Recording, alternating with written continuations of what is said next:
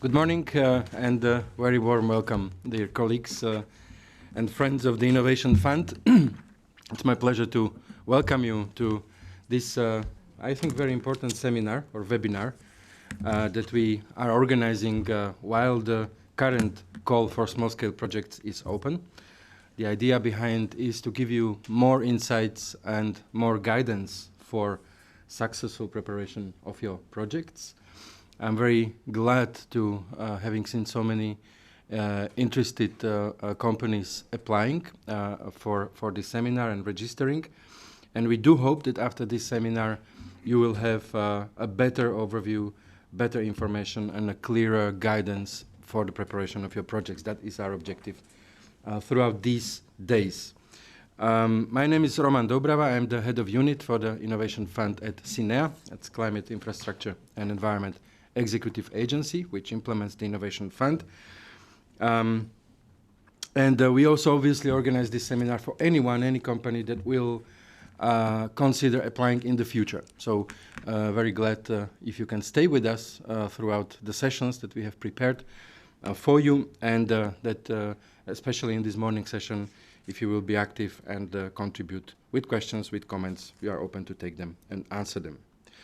Next slide, please. So we have the agenda that is quite packed, but this is for a reason.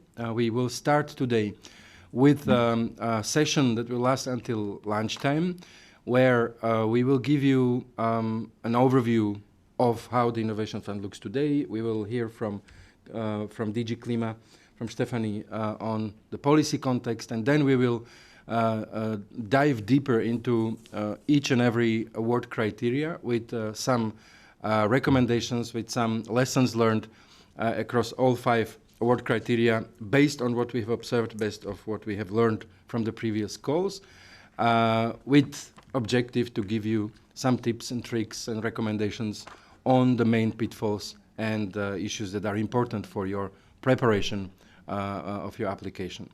We will also hear today from 2 successful small-scale projects for your inspiration, to hear directly from applicants who went through the process of application selection and then signing the grant agreement and implementing the project today. So I think this will be very interesting to hear.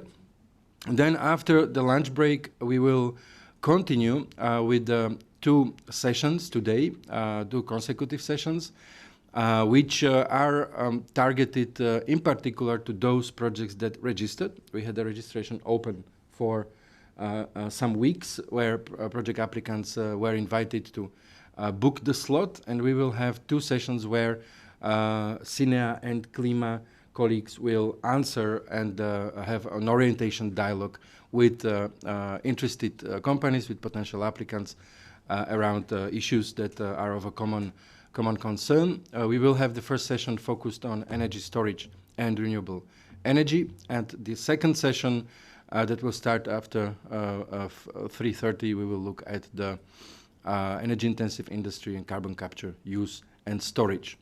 We will continue tomorrow. Next slide, please.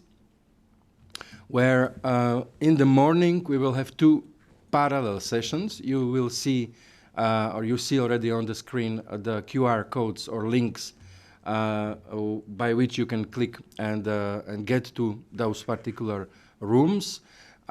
2 parallel sessions. Again, we will look at energy-intensive industry, carbon capture, use and storage, and in parallel, the second session will look at energy storage and renewables. And again, these sessions are destined to give an orientation, debate orientation dialogue to companies that registered. Nevertheless, they are public, so anyone interested, please connect and stay with us. This may be inspirational information for you, so that you will see, based on the discussions, where your potential project may be going and how you can potentially adjust or improve your application based on those dialogues that will be running on the screen. So I hope this is reasonably clear for the start. Maybe we can go to the next slide. For the morning session today, so this session that will end at the lunchtime, we will take your questions and comments through Slido. So again, here you will see the QR code, or go to the website Slido and enter the event code hashtag Innovation Fund how to. And you will be directed to the messaging room where you can put questions, comments, and we will collect them and try to answer as many as we can during the Q&A parts of this session. Okay, next slide, and I think we will move on directly to the policy context. I'm very glad to welcome Stefanie Isinger, who is the head of unit for the Innovation Fund at DG CLIMA. I presume this is your first public entrée for the Innovation Fund, so welcome, and I pass the floor to you, Stefanie. Thanks, Roman. Indeed, since I only started in that position yesterday, it's indeed my first public intervention as a head of unit of this unit, but I'm not completely new to the topic, to assure you, so that's why I think I have also been chosen to provide you with the policy context on the Innovation Fund. Very happy to be here, and also I would like to thank colleagues in CINEA for having actually set up this seminar, because I think it's really an excellent opportunity to help to help you in particular to put together a good and hopefully successful application in the small-scale call that is currently running. We noted in the past that the calls were, or the last call was undersubscribed, which led to a situation where we could not provide the support in line with the full budget we had at our disposal. So I think it's a really good opportunity. We had another webinar in April already, but it's an excellent opportunity for you to get customized help, and the program that Roman has just outlined already shows you that you will be able to learn from best practices, and that then in the end we make this small-scale call successful, in particular for you, so that we get as many interesting and innovative projects as possible. To provide you a bit the policy context, we have been reviewing over the past years the climate and energy policy framework in the EU in order to get ourselves fit for 55, so fit for the revamped or revised 2030 climate target. And right now, since this legislation is adopted, it was, I think, adopted early June of this year, it's quite recent, we are moving towards implementation of these policies that then will deliver not only the 2030 target, but also the longer-term transition towards climate neutrality. We all know that for that to happen, we will need massive investment into our energy system on the one hand, but also into net zero and innovative technologies and industrial processes. And the Innovation Fund is the key instrument in that regard. The Innovation Fund already today provides funding through grants. We will, and that is one of the novelties of this revision, also move toward auctions, in particular a pilot auction at the end of the year for the production of renewable hydrogen, which is then what we call the domestic leg of the hydrogen bank. And that is currently under preparation, so that as from the end of this year we will have both grants and auctions under the Innovation Fund. The recent revision also meant that we increased the budget. It's currently estimated with 40 billion euros until 2030. That's based on a carbon price of 75 euro per ton. Because the Innovation Fund is funded by the auctioning of ETS allowances, so the carbon price is a factor in there. It's currently, I think, above the estimated 75 euros that we have here, so that would mean that if that remains the case, the budget will also still be higher until the end of the decade. And of course, as I said, the clear objective is, on the one hand, to avoid emissions, but also to make sure that we preserve our competitive edge that we currently have in the EU when it comes to the development and deployment of clean technologies. In terms of the sectors supported, well, since the Innovation Fund is funded via the ETS, it also covers the energy-intensive industries that are covered by the ETS, but in addition also the renewables, energy storage, carbon capture, use and storage, so CCUS, and then also net zero mobility and buildings, which is, I think, more, well, a sector that is relatively new also, and that is linked to the policy development that we have been seeing, whereby, for example, maritime emissions are also included in the ETS, so that we now, after that revision, have an increased scope. I already said competitive bidding is going to be the new instrument, so competitive bidding is synonymous to the auctions. If you can move to the next slide. Here you can see the evolution of the funding for the innovation funds, and you clearly see that, of course, this instrument being created in 2018 and the first large-scale call launched in 2020. There has been a clear evolution over time, not only in terms of the increase of the budget for the different calls, but also, you know, in terms of the number of projects that have then actually received support. Right now and today we're talking about the small-scale call 2022, so well, it's still open until 19th of September, and that's precisely the aim of the workshop, to prepare you for the application under this call. As I said, we will launch another call towards the end of the year, and in particular we will have a budget of 800 million euro available for the hydrogen, renewable hydrogen auctions that should then also be launched at the end of the year. Next slide. Yeah, maybe yeah, we are currently, as I said, implementing the revision that has recently been decided. One change also in that revision was that we have a new category of projects. Before we had small scale and large scale, and we will in the future also have calls for medium scale projects. That is also a consequence of or an experience, a lesson learned from the different calls that we have had since 2020, where we realize it's actually good to have a dedicated call also for medium-sized project.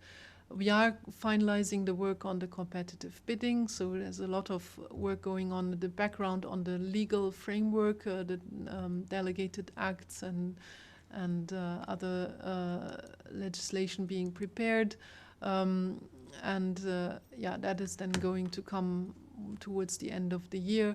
We are also revising currently the delegated regulation on the Innovation Fund to actually not only operationalize the competitive bidding, but then also make further changes needed under or because of the revision of the ETS directive, which is the basic act also for the Innovation Fund. And then we also work on more support to the national contact points and extension of the project development assistance, also to again make sure that we have a larger number and also higher quality projects that are presented in the different calls. I think that was the last slide. And so the only thing apart from the policy context would be that I would really like to recall once again the purpose of the day. It's really to get hands-on information for you to make your application under the call successful. I hope you make the most out of it. I think it's quite a unique opportunity also that best practices are shared by those who have already been successful. So I dearly encourage you to ask as many questions as possible. And if later on you have another question, I think you can also always reach out to colleagues either in CINEA or also in the Commission, who would be very happy and willing to help. So I wish you a successful 2 days, and then I look forward to seeing your application in the future. Thank you. Thank you so much, Stephanie, for for this introduction and important information about how the Innovation Fund not only fared so far, but in particular, what are we planning to do in the future. I must say it's one of the most dynamic programs that the Commission is implementing. I believe not only because of the expanding scope and the expanding budget, but also because we are trying really to be reflective on what happens on the market when it comes to scoping, when it comes to calls, when it comes to setup of the different topics that you will already have seen and you will see in the future happening. So I think this is also thanks to excellent cooperation with colleagues in DG CLIMA. So thank you again, and I would now continue with a couple of let's say inspirational slides that I hope will inspire the discussions in the following sessions. Next slide, please. And just to recall, what are we talking about? The current small-scale projects call is open. We launched this call on 30th of March. The deadline for submission of application is 19th September. So there is still time to prepare your applications. The call budget that we have available is 100 million euros.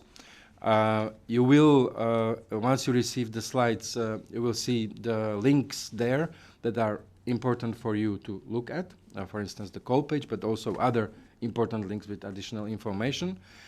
The call has 5 award criteria, as any other call under the Innovation Fund.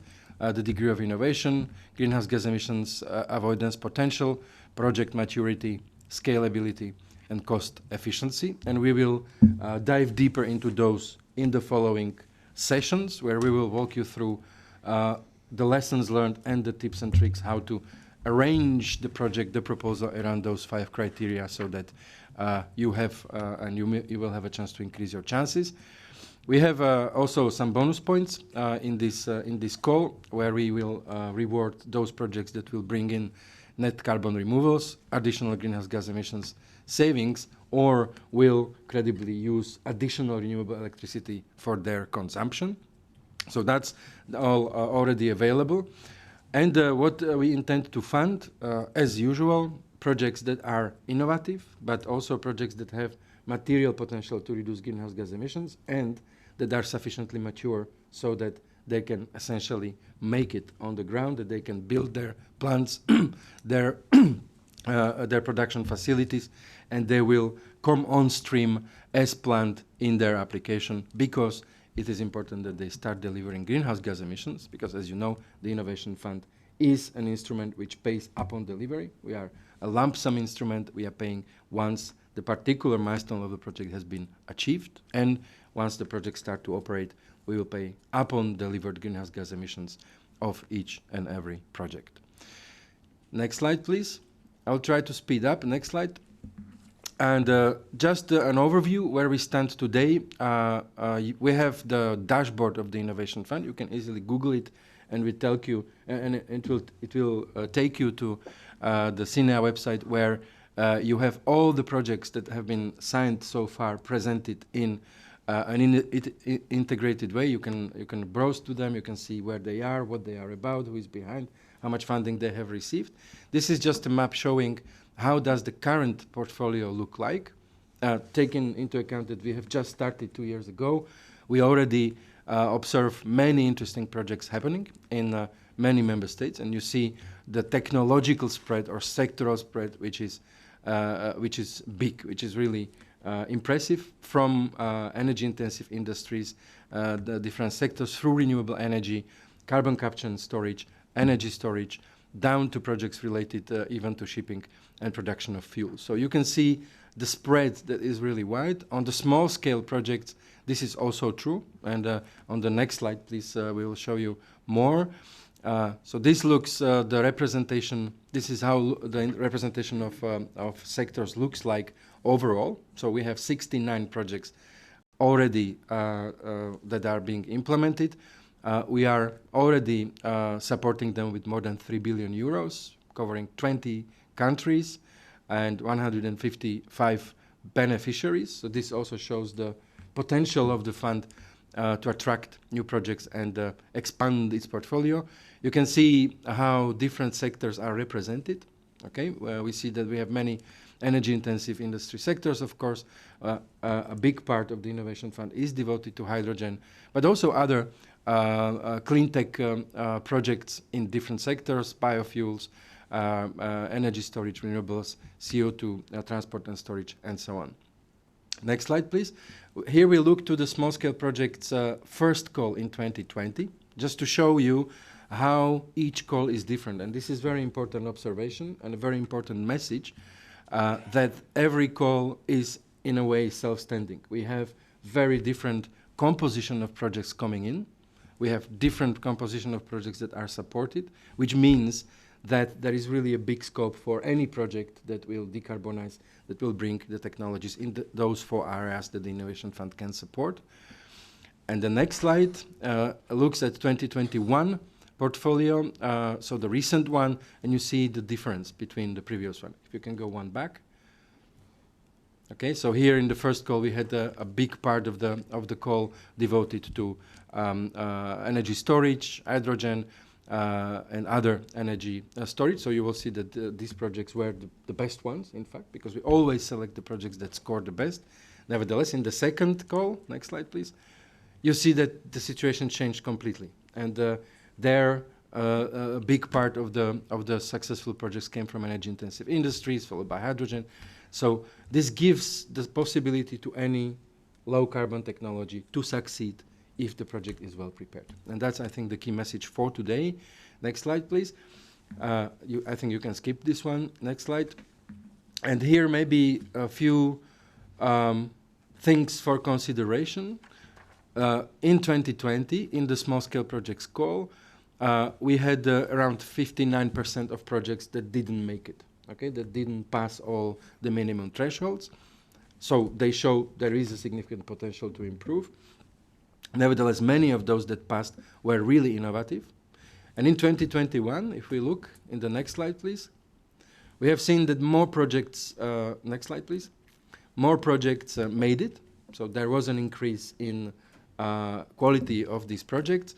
And we had also wider variety of technologies from less innovative to really breakthrough, but again, showcasing that the portfolio is a dynamic function of the projects that apply, and we are always responsive to those projects that will be submitted. Next slide, please. And this is just to show in the last call which were the key factors for success or failure. So you see in which criteria the project didn't make it. Okay, we had few projects that failed on degree of innovation or greenhouse gas emissions in the past call than in the first one. But still, a chunk of projects that didn't make it, a big part relates to project maturity, which is, and which somehow confirms to be the key factor of success or failure. So this is an important part that we will also dwell in today. Next slide, please. And that's, I think, it for the introduction. Now we will come back to every award criteria with some deeper tips and tricks and recommendations. We will start with with admissibility and eligibility, with degree of innovation and greenhouse gas emissions in this first part.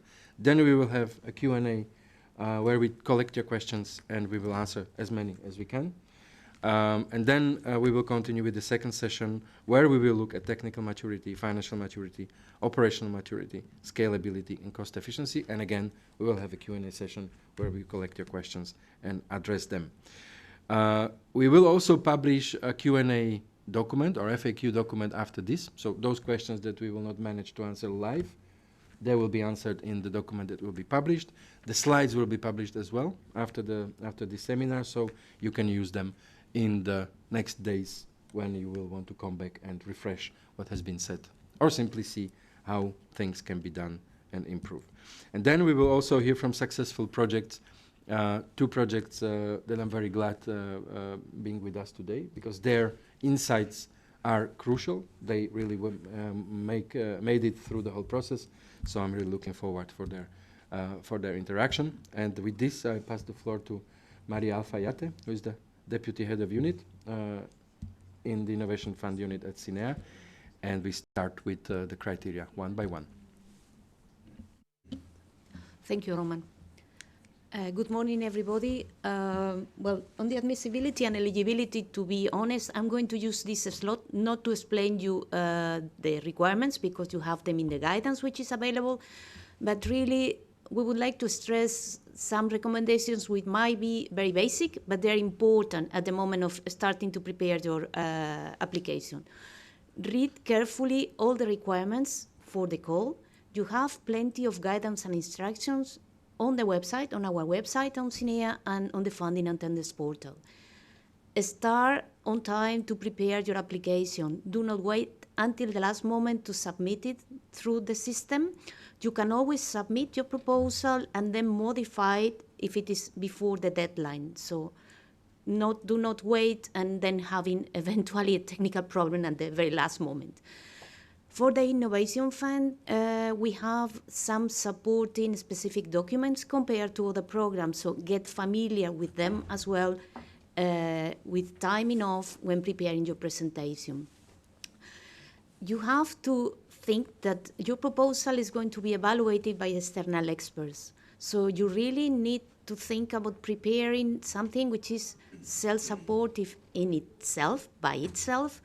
Think about the quality and the clarity of your proposal. It is much more important really to pass the message that you want to pass than to have a bigger amount of pages written down. On top of, obviously, in the application forms, there are limits in the extent that you can use. And finally, you have, as I said, plenty of information available on the website. You also have FAQs, and we invite you to check them and to consult them. We update these FAQs frequently, and if you have a doubt, we really encourage you to check these FAQs, and if you don't find the answer, then you obviously can use the help desk. But very often, the answer to the questions that you had, they are in the FAQs, and this will be faster for you because you will have the answer quickly.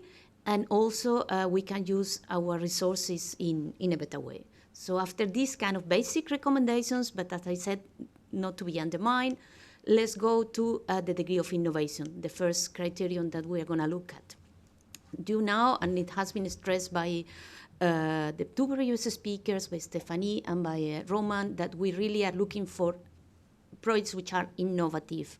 So you have, on the guidance, you will see what are the elements that you have to look at when preparing your proposal. You will need to be exhaustive. You need to cover all the different areas which are explained in this guidance.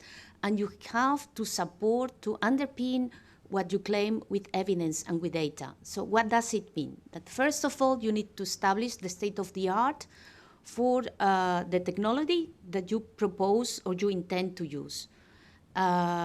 This means that you have to describe from a technological and from the commercial point of view what exists nowadays and to give data supporting that. Then you need to explain why do you intend to do, what is that you intend to do within your project, and how is it that you are really going beyond what we call incremental innovation. So you need to explain the barriers for scaling up a technology which already exists or for combining technologies that exist and they haven't been put together so far.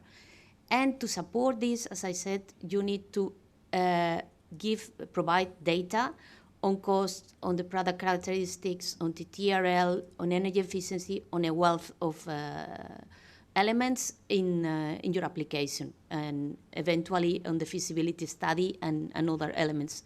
So you will have to compare what you propose with the state of the art, and this is really the core of this criterion.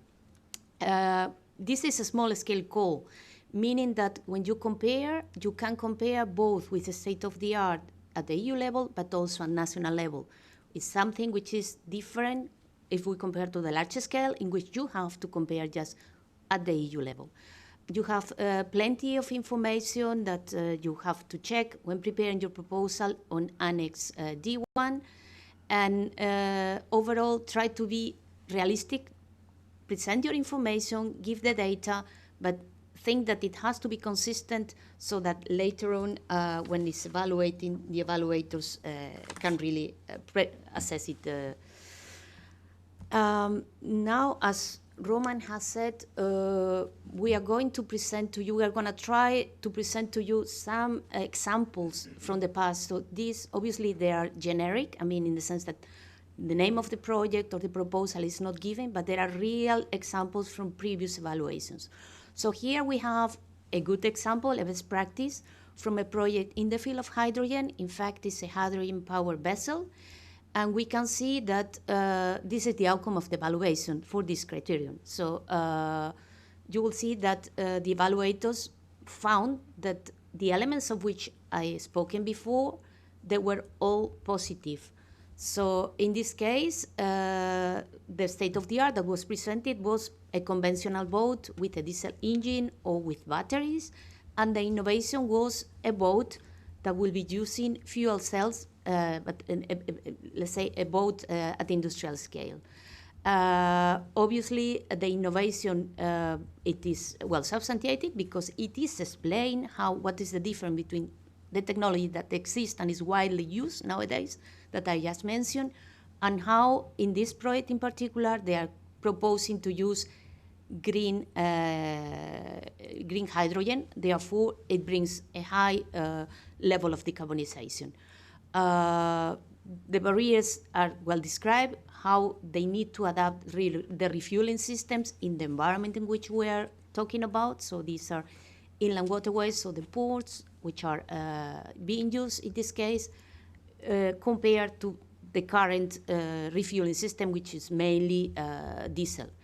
And at the same time, they provide data on what is the cost and what is the situation today with the state of the art and what will be with the project that is presented. And this was considered, as you see, a very good example, and this had obtained the top maximum criteria for this, the maximum point, the maximum score for this criterion. And on the contrary, here we have another one which was really in the lowest part of the score.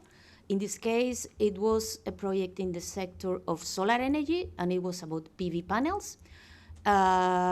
So the state of the art presented was crystalline silicon PV panels, so the technology which is kind of common standard at this moment. And the innovation was described as we are going to use the most modern and eco-friendly technology. But there was really not an explanation of what was, in a credible manner, what was the advancement between what the state of the art is and what was the project proposing. So this was, as we said, really received a low score from the evaluation. From the commercial point of view, they were claiming that they will produce renewable energy production, a substantial amount in the region, but this was not really substantiated. I mean, there was no data that were proving or showing how this will happen and change. And again, the evaluators found that they could not give a high score for this proposal. So this is what I wanted to speak about the degree of innovation, and I pass the floor to Uwe.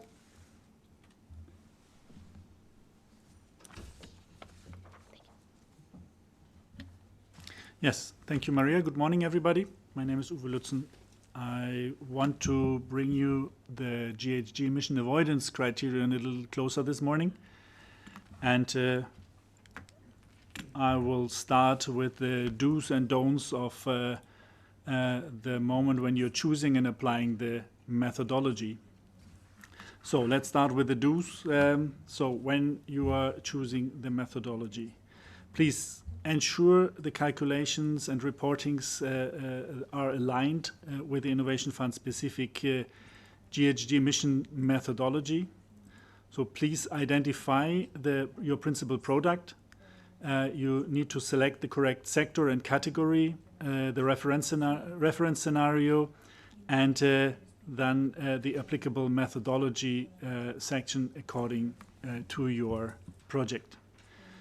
Make sure that you're using the correct emission factors that are applicable to your project and that are in line with the methodology. So please look them up in your methodology, so the methodology that applies for your project.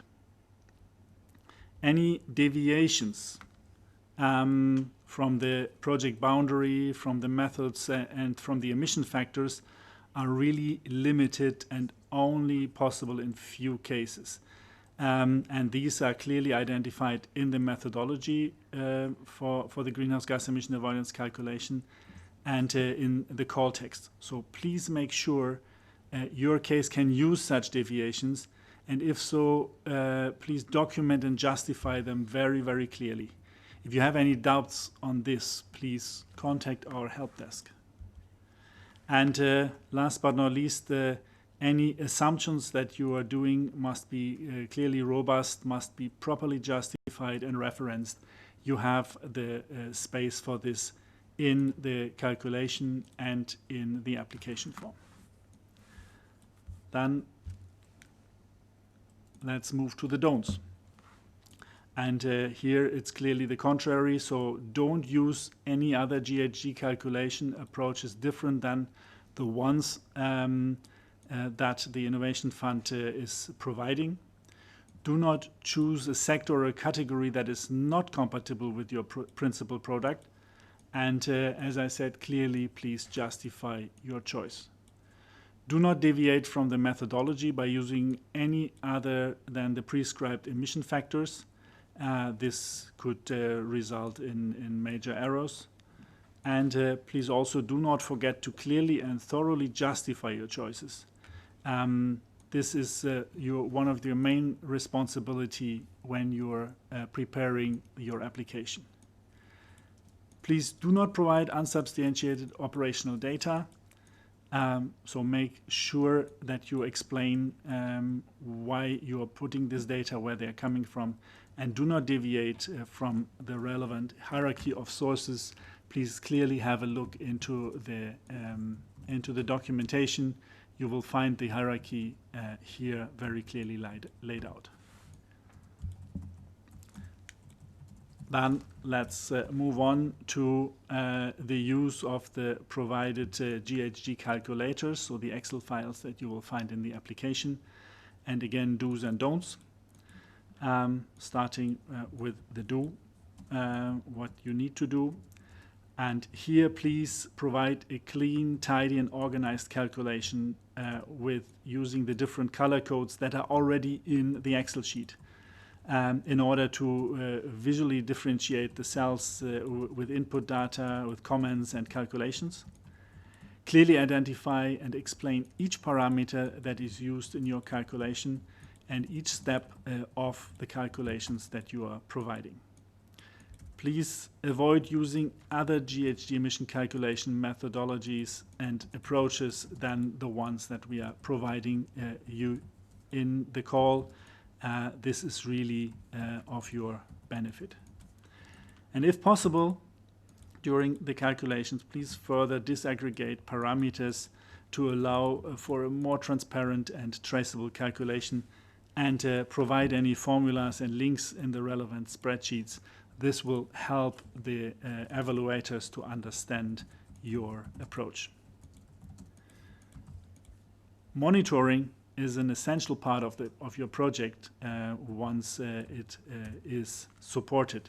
So please also don't forget to foresee how this will be done, and you will find in the calculator in the Excel sheet a spreadsheet, and here please fill in the data traceability columns in order to explain how the monitoring will take place. Getting to the don'ts. So please do not forget to identify each parameter used in the spreadsheets and clearly explain, as I said, each step of the calculations. Do not use other GHG emission calculation tools. This is not helpful, and please use only the ones that we are providing here. Do not provide bulk numbers in the spreadsheets. Please always include the formulas and links to other cells wherever relevant. This helps clearly to understand your way of calculation and all the background of your project.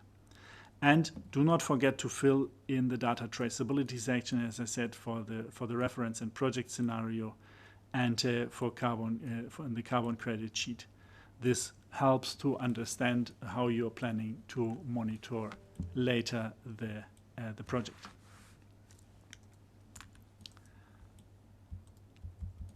Let's get to more tips and tricks. So one overarching comment that counts not only for the GHG, for the whole application: please be consistent across all the documentation that you are providing. Please declare upfront the quantified absolute and relative emission avoidance objectively and visibly in the application form. So really write them clearly down, and follow this with a step-by-step of all the calculations that you have done of each parameter and the references to the cells in your Excel sheet. If you, during your preparation, will update your Excel sheet, please don't forget to update also all the other documents and other locations where these information are given, like the application form Part B, the Part A, the cost efficiency calculations, etc. This is something that happens very easy. You're updating one part and forget to update also the rest. Please double check that the absolute and relative emission avoidance amounts claimed and the sector, the category, principal products are the same in all the application form and in the spreadsheet, as I said. And ensure that the GHG savings that are excluded from the methodology are claimed separately in the tab Other GHG Emission Avoidance. This is very important. These significant other GHG emission avoidance may be rewarded with additional points, so this is clearly for the benefit of your project.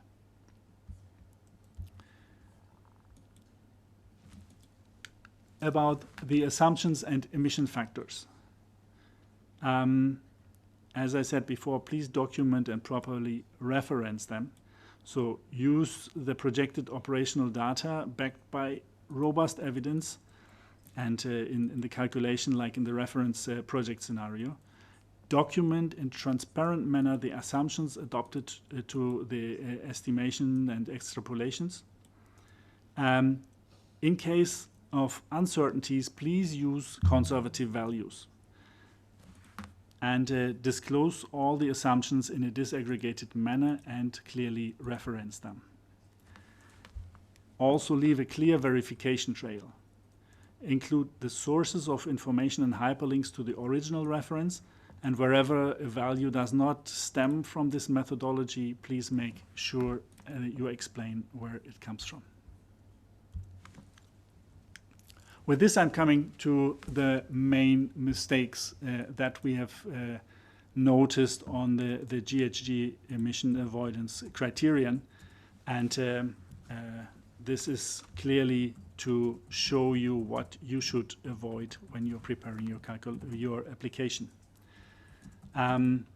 Many projects claim substantial GHG savings or even negative emissions, but clearly these claims must be underpinned by robust calculations. So please make sure in the claims that the numbers are adding up.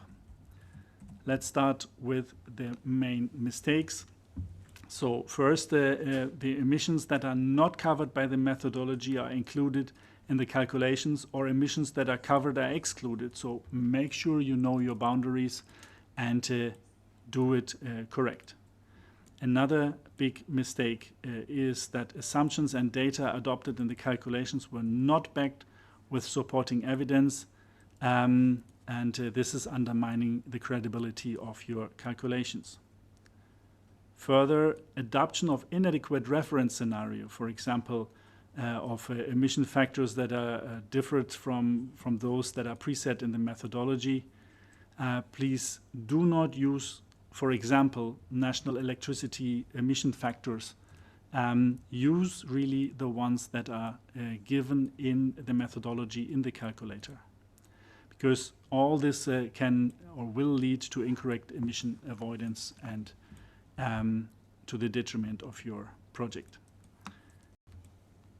A big mistake is a difference in scope of the reference and the project scenario.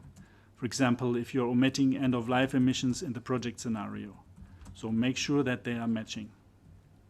Also, if a project boundaries differed from those defined in the methodology, this could lead to double counting of emission credits, especially when you have a project with multiple products involved. And last but not least, the additional greenhouse gas savings that are not covered by the Innovation Fund methodology, it's a mistake if they are claimed under the absolute greenhouse gas emission avoidance criterion instead of keeping them separate, as I said before, in the spreadsheet that is provided for that. Let's get to some practical tips for energy-intensive industry projects. So please fill in all the sections of the greenhouse gas calculator, from inputs to processes until end of life. Include the inputs even if they are the same in the project and the reference scenario. It's important that you are providing a fully filled in calculator with all information needed. Please justify any de minimis inputs, and do not include emissions associated to upstream fossil fuel supply, for example, emissions from extractions.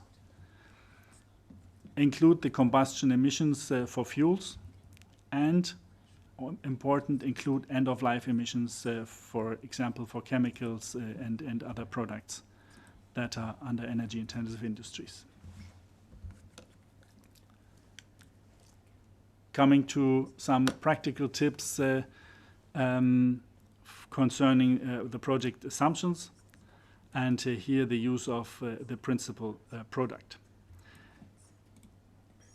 The intended use of the product must be substantiated and justified. So, for example, by providing draft contracts, if you have them, to show what are you doing at the end with your product. For example, for products that can be used as chemicals or as fuels, the reference scenario can be built on the relevant benchmark or on the relevant fossil fuel comparator, depending on your intended use. And if it's not defined yet, so you're still not sure what will be the final use of your product, then please apply conservative assumptions in your calculation. And here you see, oops, I think I'm one too far, sorry. So here you see some examples for that on the right-hand side. For example, firstly, a generic hydrogen production. So if a project produces hydrogen and cannot clearly say what the hydrogen will be used for, then for example in transport, then the reference scenario should be based on the EU ETS hydrogen benchmark, and the sector that you are applying should be energy-intensive industries / hydrogen. If you know already that the hydrogen will be used in vehicles, for example, so then the reference is based on a reference on the relevant fossil fuel comparator instead of the hydrogen benchmark from the EU ETS. And in this case, the project will be in the sector energy-intensive industry refineries. But here you should demonstrate with draft contracts or any other evidence that you will really use this hydrogen later in vehicles. Last example, hydrogen in heating. If your project focuses on the use of hydrogen in heating applications, then your principal product is heat, and it will be in the sector energy-intensive industries / others. So, if the assumed use of the product is not well substantiated, this may be identified as a problem during the evaluation. So make really clear what is your intended use and underpin this with evidence.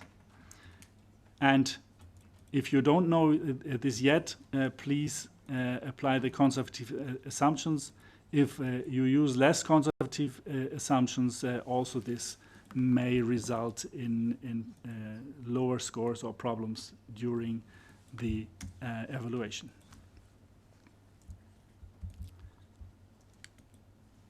Coming to the last point, some practical tips for manufacturing projects. And here is a very specific point, and that is the cost share.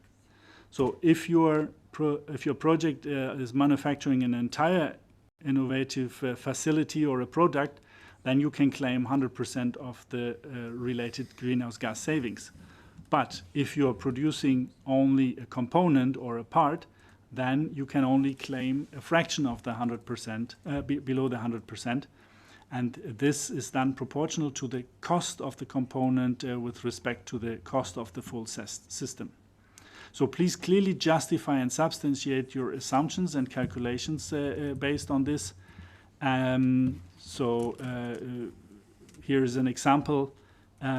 If your component is only 20% of the cost, you see it below in the table, then you have to put 0.2 here in order to claim only 20% of this. And this applies to all manufacturing projects under all categories of energy-intensive industries, renewables, or energy storage. Okay, and I think with this, we are moving to the Q&A session. Yes, thank you, Uwe and Maria, for these first presentations. We will have now some time to take some questions. So let's start. The question: is this session going to be recorded? Where is it going to be published? Yes, the session will be recorded, and both the slides, the recording, and the FAQ document will be published on CINEA website at the part related to the event. So we'll have easy access to it for your later perusal. Next question. Okay. In case of discrepancies in the information provided by different documents, methodologies, FAQs, helpdesk, is there a hierarchy in these sources to guide us? In principle, the key document that is there and is always applicable is the call text and the related methodologies, so it's annexes. And then, of course, should you find any discrepancy, it's always good to come back in the help desk and verify whether the understanding of the particular item is correct. We always reply to any queries that come through the help desk. So please use this as the final validation step in case you find any inconsistencies. What is the support the national contact points member states provide? How is the geographical distribution of projects ensured? So the national contact points is a very valuable network of colleagues established in the member states. We are working very intensively with the NCPs, as we call them, with the colleagues to strengthen the resources and possibilities of the national contact points for applicants. The national contact points are especially destined to provide sort of a first aid support to applicants who are orienting themselves, who have the basic key questions related to their potential application or innovation fund at large. And we will work together with NCPs going forward on strengthening this support on the ground. So I can only recommend, should you have first questions and clarities with the Innovation Fund, don't hesitate to contact your national contact point. The contacts are also published on DG CLIMA website. And yes, then we can take it forward with them, should any further assistance be needed. Now, a question related to eligibility. Would a US-based startup be eligible for the Innovation Fund if the application is for first-of-a-kind project on EU soil, selling into EU markets, but on US patent? This is eligible, of course. What is necessary is that the project is located on the territory of the EU and EEA territory. Of course, the more the project can demonstrate that it contributes to creation of EU added value, EU value chains, the better, and the higher the score may get. Okay, next slide, please. Our next question. There are many ships that needs to use low GHG technology for achieving global impact. Will only the first and possibly the second ship be eligible for funding? Maria, do you want to take this? Sorry, yeah, no, there was a problem with the micro. Well, first of all, you have many technologies that you can use to decarbonize shipping. It's the first thing that I would say. Will the only ship be eligible or the second? The answer, obviously, it is not. It will take time until a technology or a combination of technologies is really widely available in the market and is common, state of the art. If, for instance, if I take the example that was given before, which is a running project, that was fuel cell power boat, does it mean that we cannot have a similar project financed by the Innovation Fund? Not. I mean, if the project which is proposed, a proposal is solid enough and it's found as that by the evaluators, we can have a second one. As we have nowadays, projects within the same sector that are using the same type of technologies, and we are supporting them.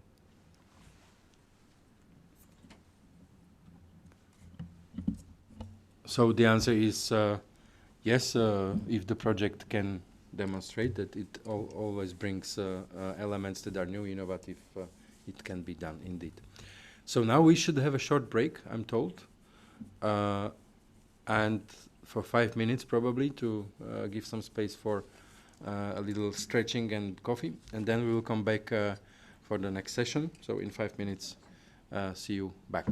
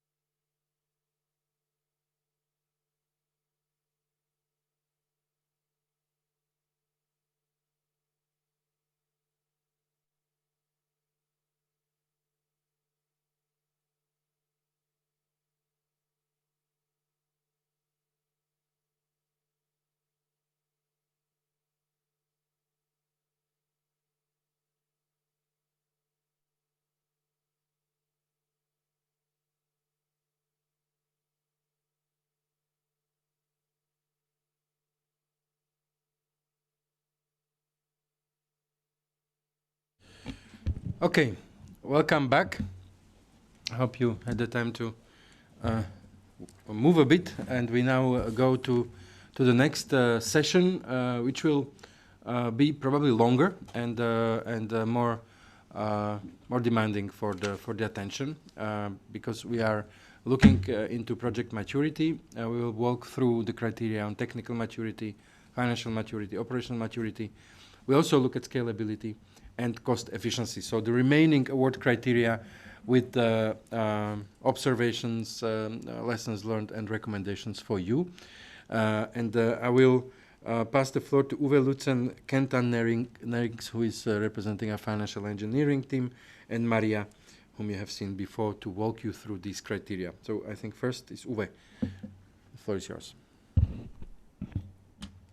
Yes, thank you. And I will start with a general point about the maturity criterion. So when you're preparing your application, please define a project timeline that is comprehensive, that is realistic, and that is consistent with your project's technical and financial elements. And as you see, the project maturity has 3 different sub-criteria. So the technical, the financial, and the operational maturity. We will go through them now one by one.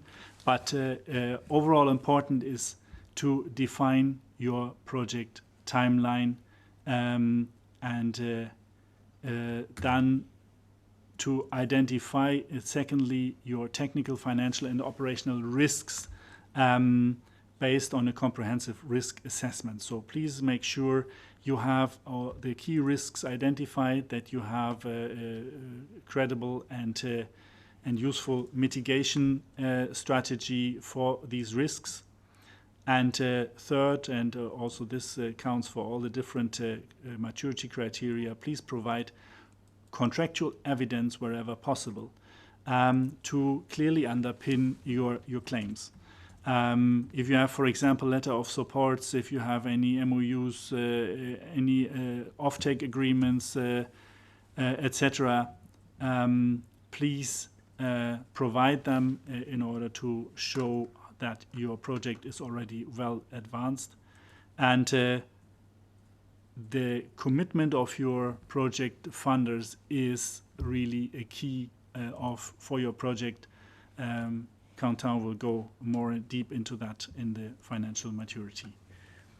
But let's start with the technical maturity first. So for the technical maturity, please provide a thorough analysis and technical descriptions, but at the same time, please be concise and focus on the key facts and figures. Your claims, your claimed expected outputs must be well evidenced and justified.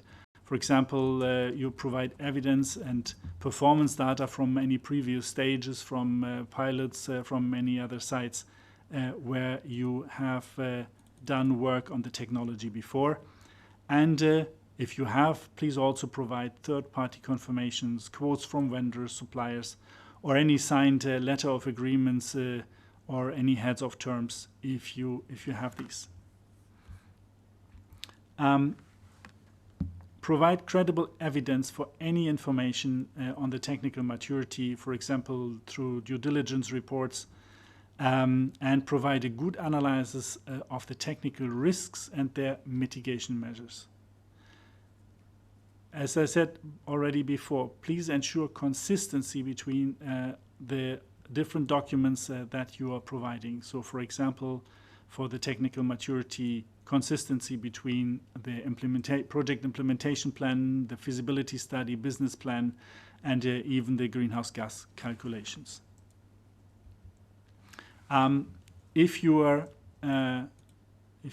already part of any previous application, we are happy if you are resubmitting your project, especially when this project has advanced in the meantime. We are happy to see this project again. And as Maria had for the degree of innovation, I want to present you a positive and a negative example that we have from the past.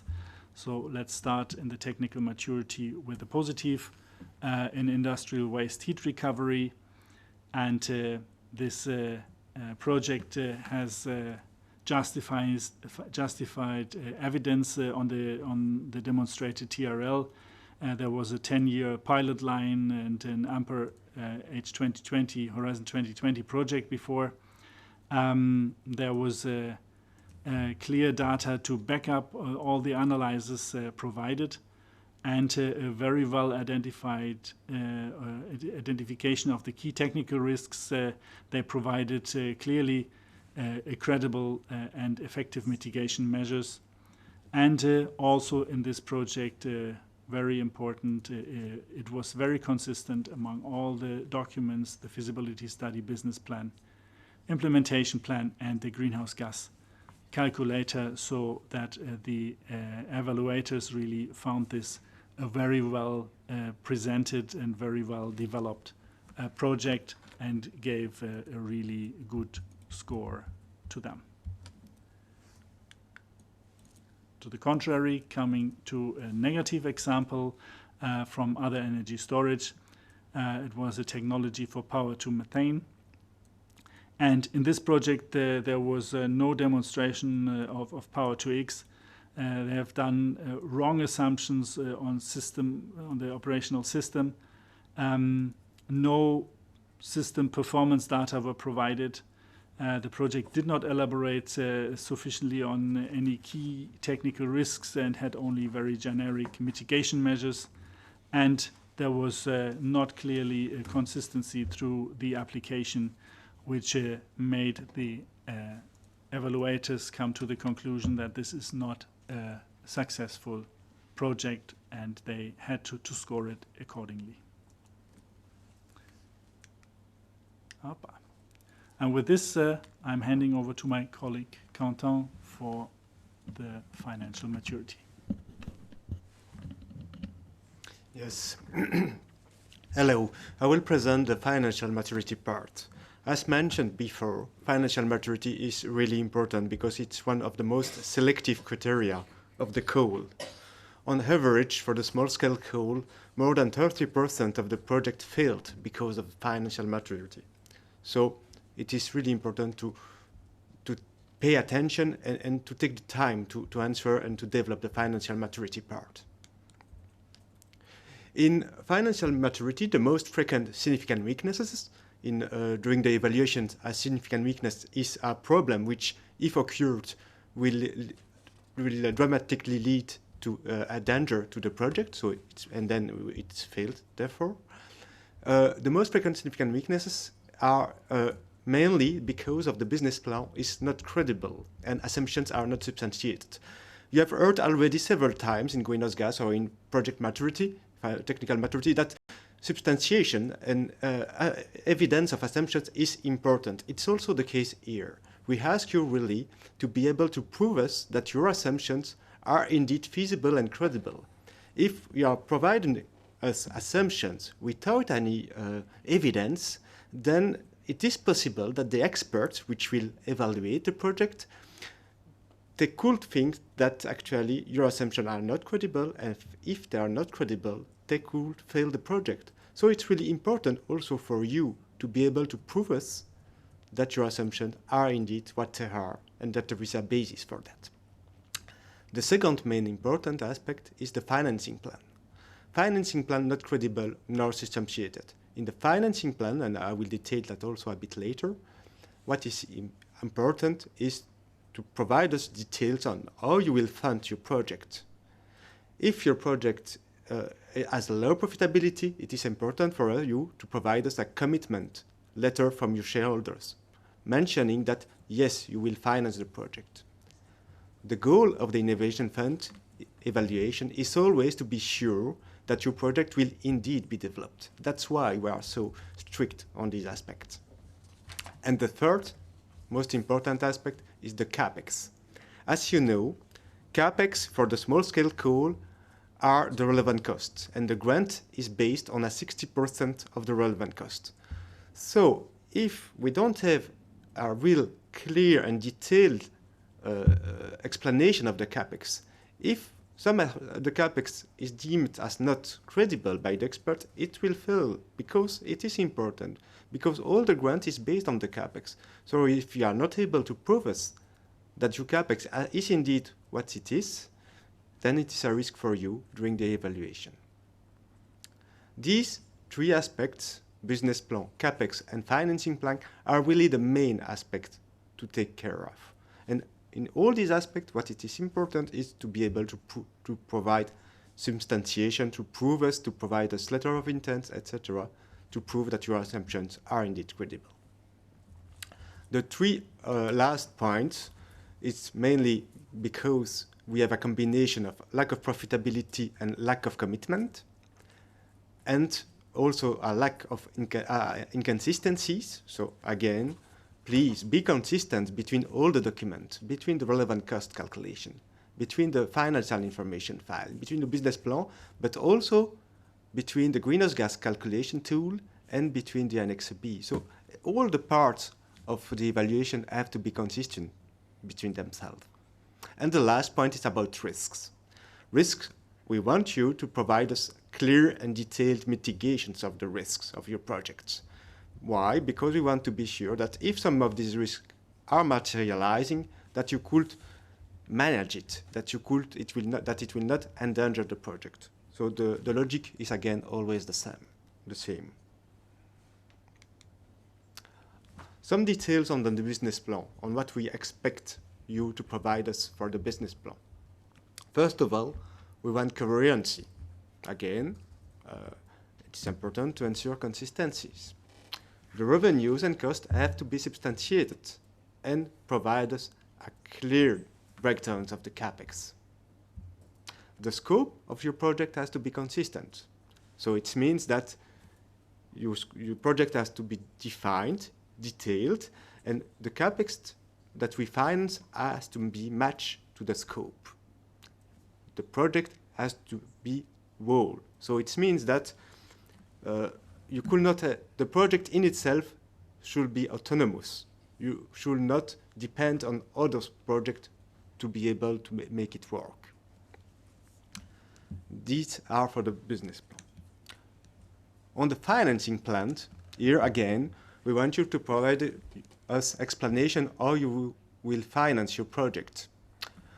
Will you raise capital? Will you provide shareholders loans or commercial loans? All these elements have to be explained. If you intend to provide us to finance it with commercial loan, do not hesitate to provide us letters from the banks. And if you have a high cash flow volatility, commitment from your shareholders, from your sponsors, will be really important. So I spoke a lot about profitability, but to be fair, it's not really the whole story for Innovation Fund. As you see in this graph, it's a graph with the lessons learned from the small-scale call of last year. You see in red that we have a lot of projects with a very high profitability, which nevertheless failed. On the other hand, in green, we have projects with a not so high profitability, which succeed. So what it means, it's profitability for Innovation Fund is an indicator. It indicates the fact that probably you will be willing to invest in a project if it is profitable. But it does not mean that we will not finance an unprofitable project. What if your project is not profitable? If your project is insufficiently profitable, what is important for you to provide us is to be able to prove us that you will finance the project despite its lack of profitability. And there could be a lot of reasons for that. It could be a strategic project for you. It could fit in your competitiveness approach. It could be a first project which will be scaling up later on. So all these elements are credible. All these elements are possible, but you really have to substantiate it. You really have to provide us evidence. So it's not enough just to provide us a letter of support saying that, yes, on average, I could finance this project if it is profitable.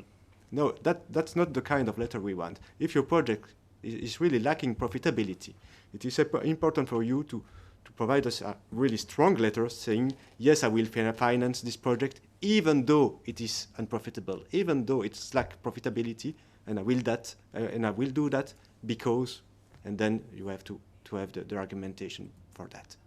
This is really key for this evaluation. On the inconsistencies, what could be the best practice? We ask you to provide us your own financial model. So we provide you a standardized financial model, which is called the financial information file.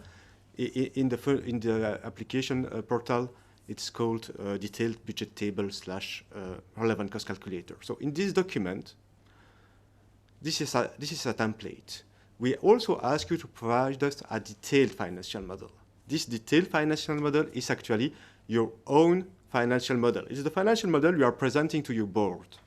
Do not hesitate to take the data from this detailed financial model and to put it in our template. So in this way, you ensure to have consistency. You ensure that all the data are really the same across all the documents. On the evidence, here it's another example. It's not enough to provide us a table with data. When we say that we need evidence, it's just not providing. It's okay to provide us details, but these details have to be actually explained. Where does these assumptions comes from? Did you find this assumption because of your internal analysis, because you have done a market study for it? And then we want you to really explain us how you reach all these assumptions. That's what we mean by providing evidence. And then you could prove it by providing us some letter of intent, some offers, etc. Up to you. Finally, last point on financial maturity is the risks. Also, I mentioned that a bit earlier on.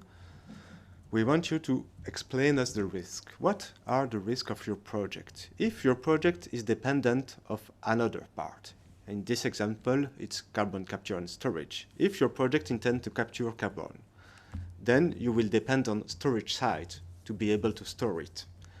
You have to provide us a clear mitigation plan. What happens if your plant storage site is not available at the time of your project enters into operation? That's key, because if you don't have, in this case, the storage site available, it means that your project actually will not be able to have the greenhouse gas emission avoidance. And for Innovation Fund, this is key. The second aspect is, for an example, on waste to power. If, in this case, you really rely on feedstock. And then here also, provide us a clear view, a detailed view on the availability of the feedstock in the location of your project. Take also into account possibility that other projects similar to you will use in the future the same feedstock. We want to have a path to the decarbonization. So it means that probably that you will not be the only project using this feedstock.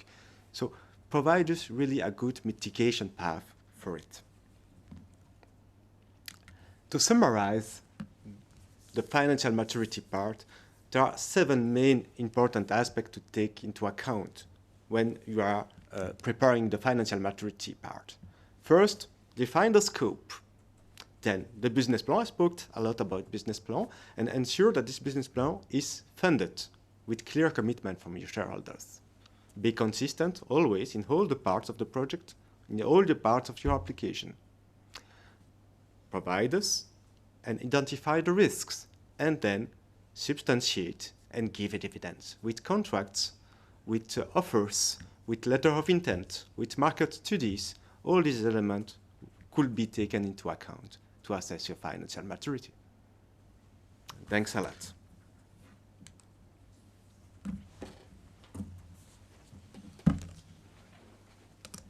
Thank you, Kentan. So hopefully this was clear for you on the financial maturity, very important criterion indeed. And again, we will have some time to take questions. I'll pass the floor to Maria for operational maturity. Maria.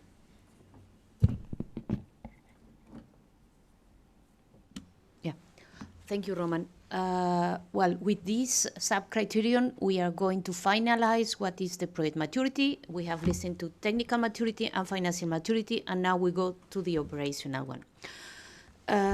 What you aim here, what you should aim, is to assess the prospect of the project in view of a successful deployment. This means that you have a set of points or areas that you have to consider when preparing your application, and the information which is relevant for you in the application form, it's all in part B. You have there listed the sections for each of them. But let's just have an overview of the areas that we will be covering. We're going to speak about project implementation plan, so all including the milestones, the deliverables that you have to produce, permits, rights, licenses, and regulatory procedures which you have to follow.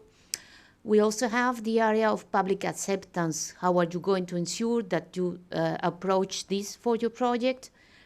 The team, the project management team, and the organization of the team that you propose. And then finally, the operational risk and the measures, the mitigation measures that you are going to propose to overcome or to mitigate this risk. So let's go one by one. Credibility and level of detail of the project implementation plan. So you have to cover all the project milestones and related deliverables. And there are several key questions that you have to reply when preparing your applications. So the project milestones, there are some of them which are mandatory. You need to have at least a financial close identified, a date for the entry into operation, as well as an annual reporting after the entry into operation.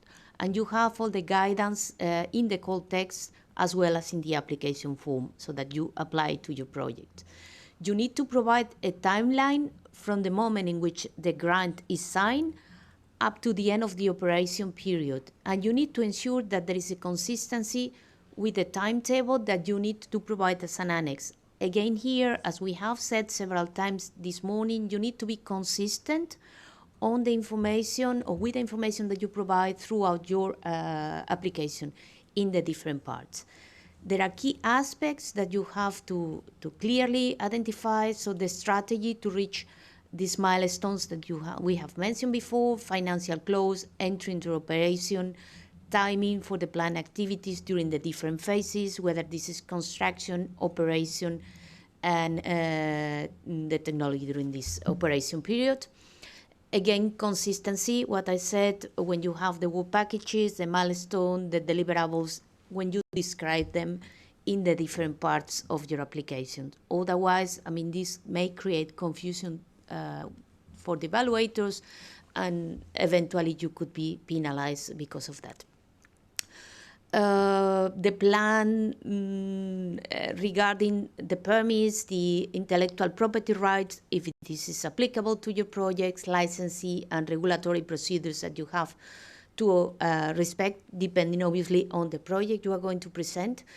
You need to have this detailed analysis of the regulatory framework that is applicable to the project that you are presenting, IPR, intellectual property rights or not. You need to ensure that the relevant permitting processes needed, included obviously the environmental aspects, are covered, that in your proposal you really have identified which are needed, when are they needed, and how are you going to request them, and the dates in which you will, so that the different phases are credible the way you present them. Soundness of public acceptance. This is very important, especially it depends on type of projects, but I've spoken before about the environmental impacts. You need to go through the life cycle of the project, including the decommissioning, and present the associated mitigation measures.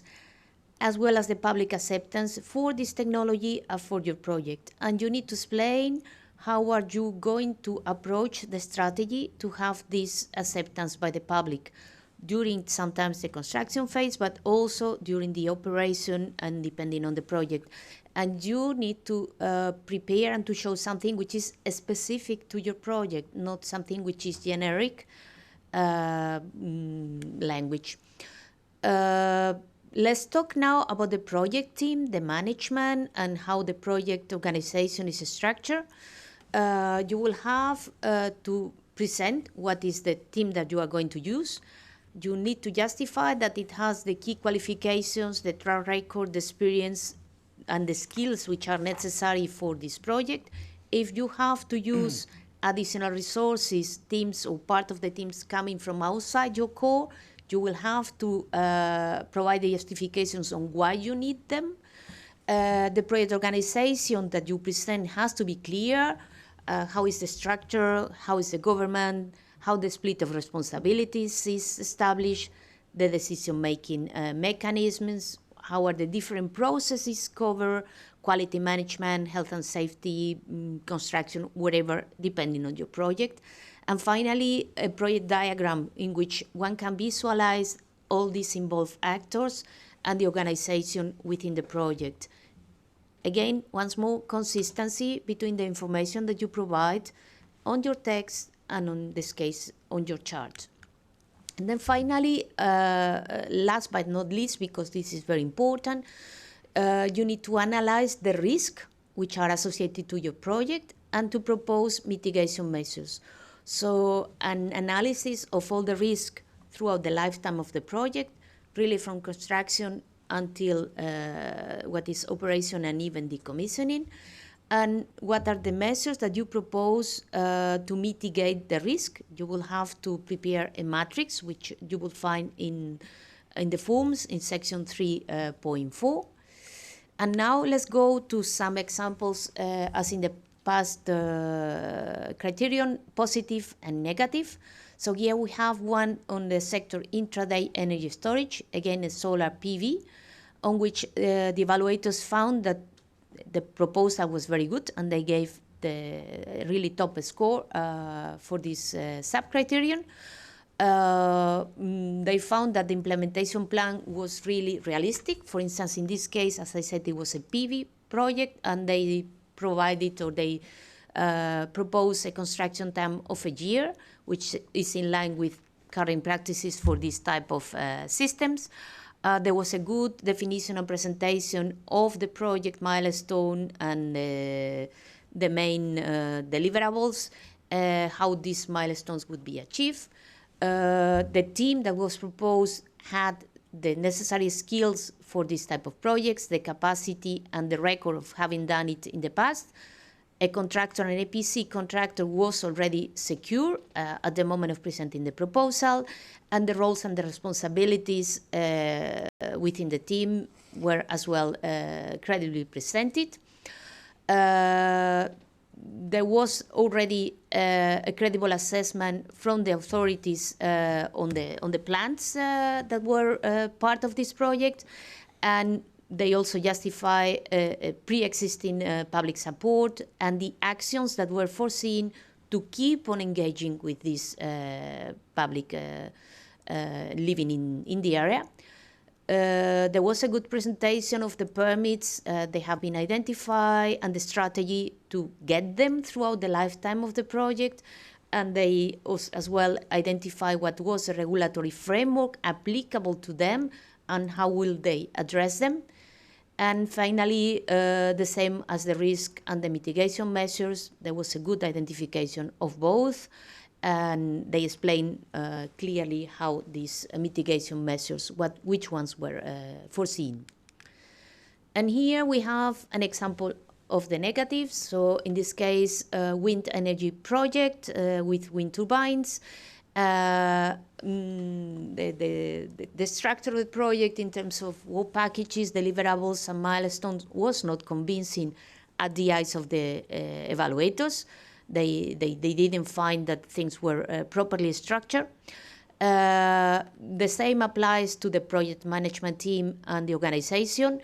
The evaluators considered that the participants didn't seem to possess the required skills, neither the experience for similar projects. There was no evidence, and the decision-making structures were not clear either. The environmental impacts associated have not been considered in the proposal. They were omitted. And the same is applicable for the public acceptance. They seem it was not really considered while this installation was supposed to be less than 1 kilometer away from the nearest household. And regulatory procedures were neither sufficiently addressed. Similar for the permits, not enough assessed and really presented, and as well for the mitigation measures and the risk and the mitigation measures associated. They were not considered strong enough and effective. So yes, you see two extremes, and how important it is to use kind of a checklist and on the elements of each of the sub-criterion, and how to present your information in a clear and a consistent manner. And I think with this, I pass it to Uwe on the scalability.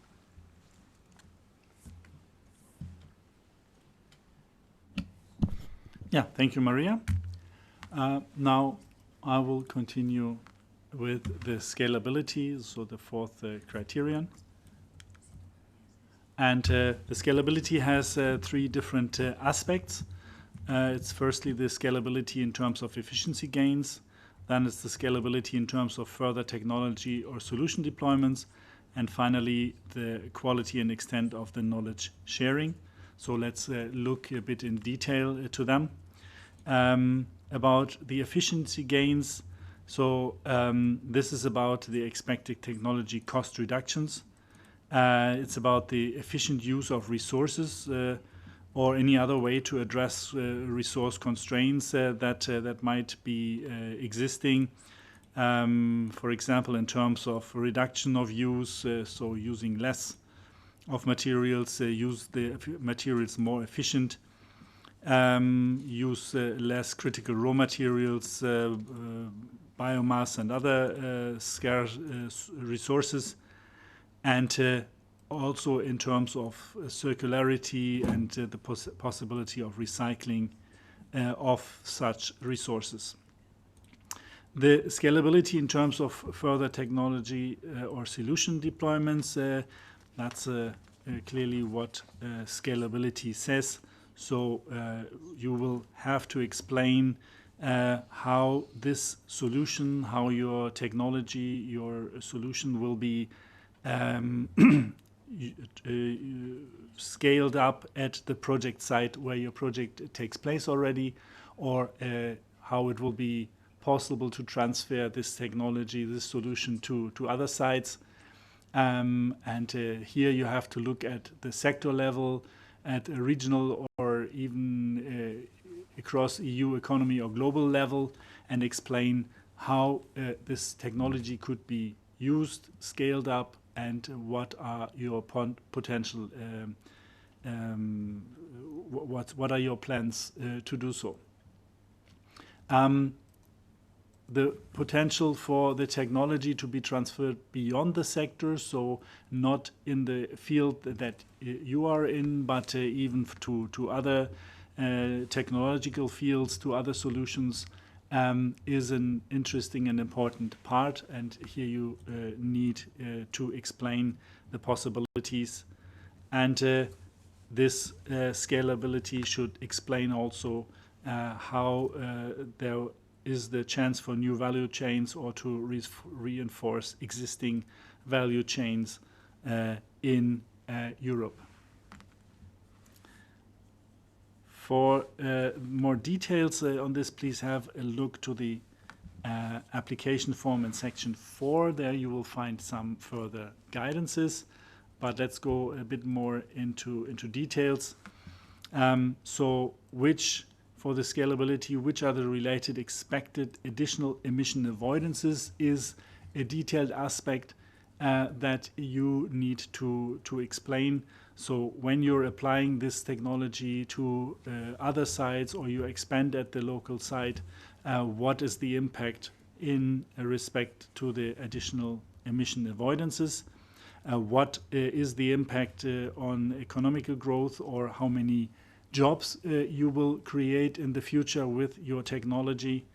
And what is the potential to create the new value chains? As I said already, is there a positive impact on competitiveness? So all these aspects need to be clearly explained by you. And especially for projects that depend on subsidies, it's important to explain your potential to become cost competitive and financially viable over time in the absence of these subsidies in the future. About the knowledge sharing, so the quality and extent of the knowledge sharing.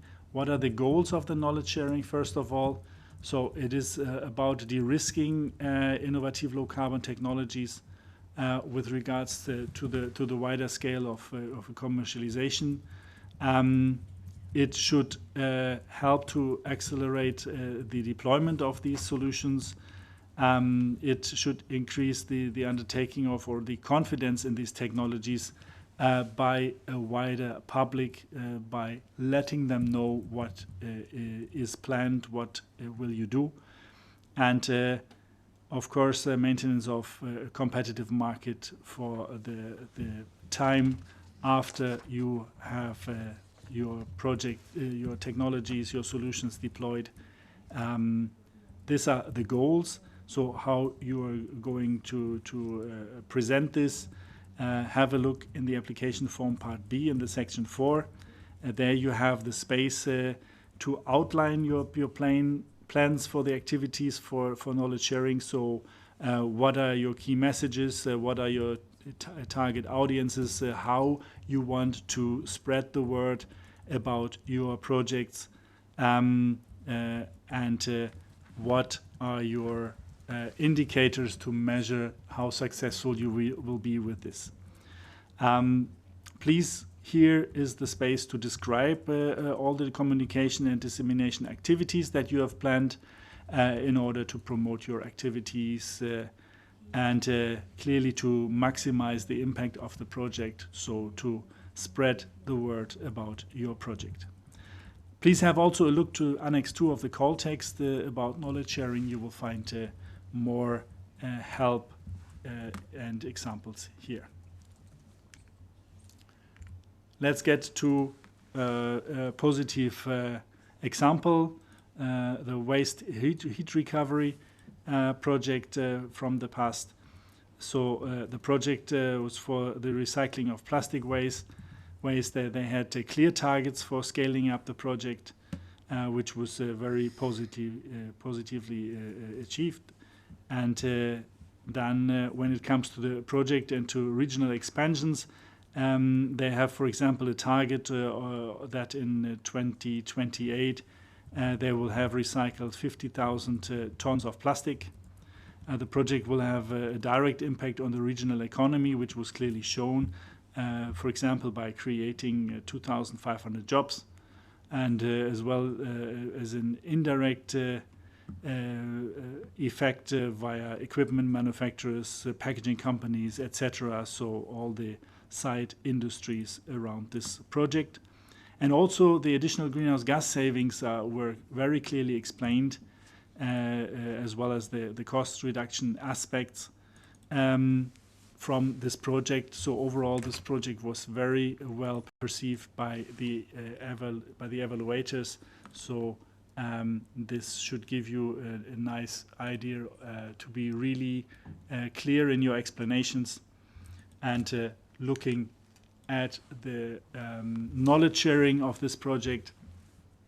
It's clear that there will be an increased demand for recycled materials in the future, and this project can clearly help to close the gap.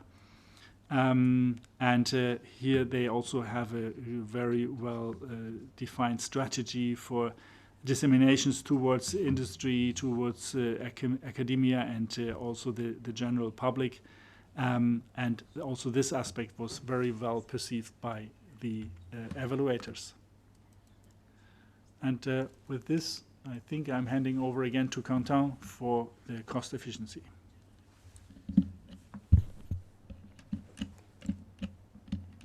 Thanks, Uwe. For the cost efficiency, which is an automatic criteria which is based on the total grant, EF grant, but also other grants divided by greenhouse gas emission avoidance, there are several attention points. First of all, carefully read the methodology and how this criteria is calculated. Do not try to interpret the guidelines. If you have any questions, ask it to the help desk to be sure that your interpretation is correct. The details of the eligible cost, so the cost that could be taken into account as relevant cost in the CAPEX, are mentioned in the methodology for calculation of relevant cost, in the glossary, in the annex, and also in the first sheet of the Excel tool, so in the financial information file. Pay attention, only the costs mentioned are eligible. It means that all the other costs are not eligible. And some examples: capitalized interest, debt service reserve account, spare parts, insurance premium, royalties, all these elements are not eligible for calculation of the relevant cost. It means that it is possible to include this in your business model, in your financing model, but they should not be taken into account as eligible CAPEX. You will see that in the financial information file, we have several cells, several lines, which are allocated to the CAPEX eligible for calculation of relevant cost. And then there is also one line for the CAPEX which is not eligible in the relevant cost. So this allowed for you to include this element in the file, but not in the eligible CAPEX for relevant cost calculation. Follow the guidance. Obviously, if you lower the grant amount requested, you will be able to improve this ratio, and the greenhouse gas emission avoidance has to be the same as the result of the calculation under the greenhouse gas emission avoidance criterion. So it is important, because again, if it is not consistent, it will fail. As mentioned, cost efficiency is automated. We ask you not to change anything in the financial information file except for the cells in yellow. No other cells could be changed. If we spot that there is changes, it will be penalized. So we have every year several applicants which are changing these cells, and they are failed for that. So really pay attention. The financial information file could not be modified except for the cells in yellow. Follow the instructions. You will add the emission avoidances and fill in the file completely. It is also important. Again, you have heard that a lot today, but please be consistent across the whole application. It is, as mentioned, really important. That's for the cost efficiency. Thanks.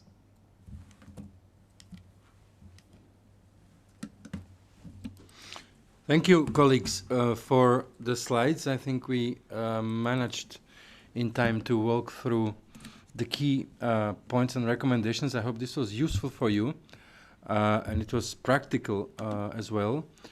Let's take a couple of questions that we have received in the meantime. Kenton, I believe this is for you. Can development costs category include any R&D costs aimed at testing the innovative technology in different sectors, thus enhancing its commercial scalability? Need to press it strong. Yes, some R&D costs could be included in the CAPEX, but, and that's quite an important but, these costs have to be only linked to the project. So you could not use, for instance, R&D cost to develop, to prepare the development of other projects in other location or other sector. So the R&D costs which are allowed should be directly linked to the development and the implementation of the project you are proposing to the Innovation Fund. So R&D costs which are dedicated to prepare the scaling up, the future scaling up of the project are not allowed. I hope this was clear. Okay, next, is it possible to establish a selling price lower than market price in relevant cost, considering that applicant does not directly sell the product to end users?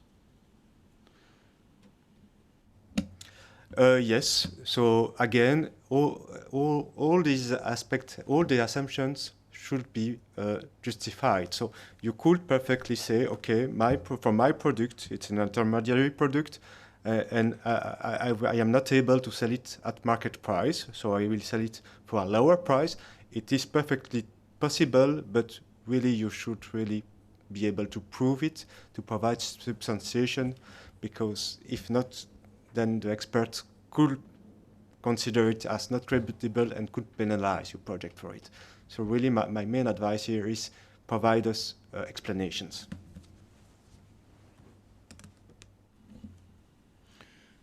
Okay, then the question related to bonus points. Bonus point number 3, renewable energy for consumption purpose. I can take that one. Please have a very good reading of the context and the related guidance that is provided there. It is explained also in the glossary that is attached to the context, how this bonus point should be addressed. Essentially, what we are looking here for is the justification that on one hand side, your plant expects to consume significant amount of renewable electricity, and that renewable electricity will be additional in the meaning of the provisions of the Renewable Energy Directive and its delegated acts. So please have a good look there. What is important is to show in your proposal, should this be the case, so if you are building a new plant, for instance, that will use significant amount of renewable power, that power complies with the provisions as in the Renewable Energy Directive and its delegated acts. And again, you have more guidance in the context and in the information. If you would still have questions, don't hesitate to use the help desk where we can guide you further. Can one, I believe it's a small-scale project application, include multiple sub-projects, e.g. developing 3 prototypes at different scales? In essence, this is your choice. What the application does is the call of the applicant. We are not regulating what you should put into the scope of your project or not. What is important is that it makes sense, and that at the end of the day, your project as a whole will be able to deliver, and that you will be able to describe this in your application as an integrated or integral project. That is important. Kentan. And one comment on projects which have different phases or which are covering different location. As you know, one criteria is really important is the financial close. So for us, you have to be able to prove that you have a financial close within the 4 years. And what we mean by financial close inside the Innovation Fund is that you have all your contracts, technical contract, financial contract, permits, approved, and with no condition in them left. So if you are developing 3 prototypes, or if you have different phases in your project, be sure to be able to have the definitive approval and all the contracts and all the permits for all the phases and for all the prototypes before the 4 years. It's really important because it's in the regulation of the Innovation Fund. Okay, so I hope this was clear. 1 financial close, 1 entry into operation. This is very important. Next question: can part of the funding be used to establish an EU presence? Kenta. No. So the capex, the allowed, the eligible capex has to be directly linked to the implementation of the project. So maintaining a new EU presence could be considered more as a marketing or expense and is not eligible for the capex and for the relevant cost calculation. You really have to be able to prove that the capex is directly linked to the need of the project. Thank you, Kentan. Next question. Let's have a look.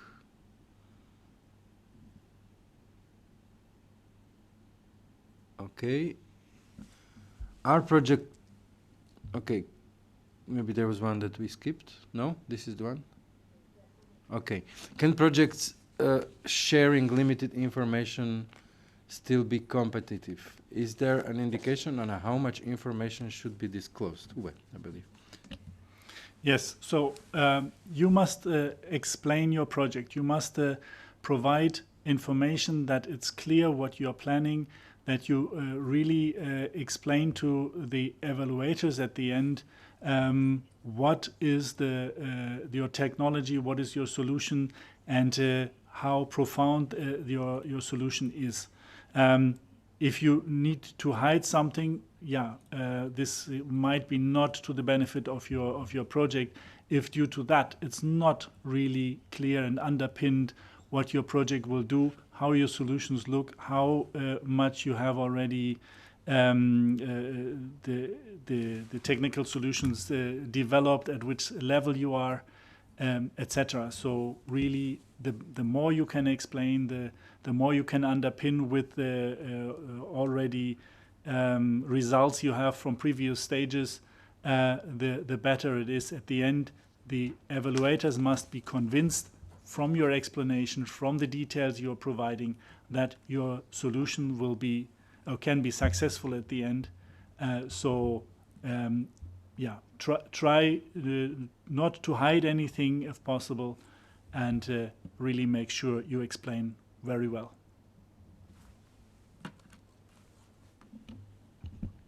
Okay, thank you, Uwe. Next question. Are projects scored in aggregate? E.g., if we score higher on technical maturity but lower on operational maturity, can the score balance out? So what we have in the Innovation Fund is that, especially in this call, each of the sub-criteria is scored as a separate criteria, and that is indeed to make sure that in overall summary of the points received, the projects balance out the scores where they are faring better against those where they are faring worse. And every project is different. That's why we have 5 criteria. And this evaluation is a sort of a composite evaluation where different aspects of the project are balancing each other out. And this is indeed what we observe in every evaluation. Next, are OPEX costs eligible? No. That's a simple answer. Not yet. No, so only only the capex are eligible, and the capex which are defined as eligible in the glossary of the methodology of relevant cost calculation and in the FIF, in the financial information file. Okay. Nevertheless, we are preparing some adjustments for the forthcoming calls in this respect. Next question relates to the modification of the call document on 20th June. Maria, maybe. Yeah, no. Well, in fact, what is important for you to consider, because there are 2 elements in this modification, is the fact that the text of the EU ETS directive, which is applicable for this call, is the text that was as it was in the beginning when the call was launched, because meanwhile the revised ETS directive has been adopted, but we don't have yet the forms and all the necessary supporting documents available in terms of the calculators. So just to stick to the sectors which were in Annex 1 in the moment when the call was launched. Then there is another modification, but it's very technical, and it relates to the absolute GHG emission avoidance and how the median of the sector to which is compared is calculated. So I think I invite you really to read this on the cold text. It's on page 16, in fact, of this cold text. And if you need to go as well to the GHG calculator, I think really something which is not that important for developing your proposals. It's more, as I said, at the moment of calculating median of a sector.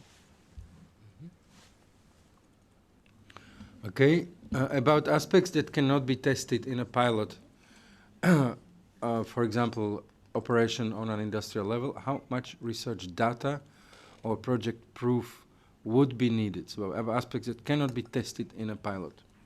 What? Yeah, it's similar to what I said at the question before. You need to explain the situation of your project, what you're planning, and you need to convince the evaluators that your project will can be successful at the end. So at which level is your project? And if things cannot be tested in the pilot, then maybe you have other means to underpin why you believe that your project is at the status that you claim. And this you need to explain to the level necessary that really somebody who's reading this will be convinced. Of course, somebody reading this who has the background to judge your project will be convinced, yes, this is a good project that has a good status, has a good background, is based on a profound path, and this will be, can be successful at the end. So explain what you have and how did you get there.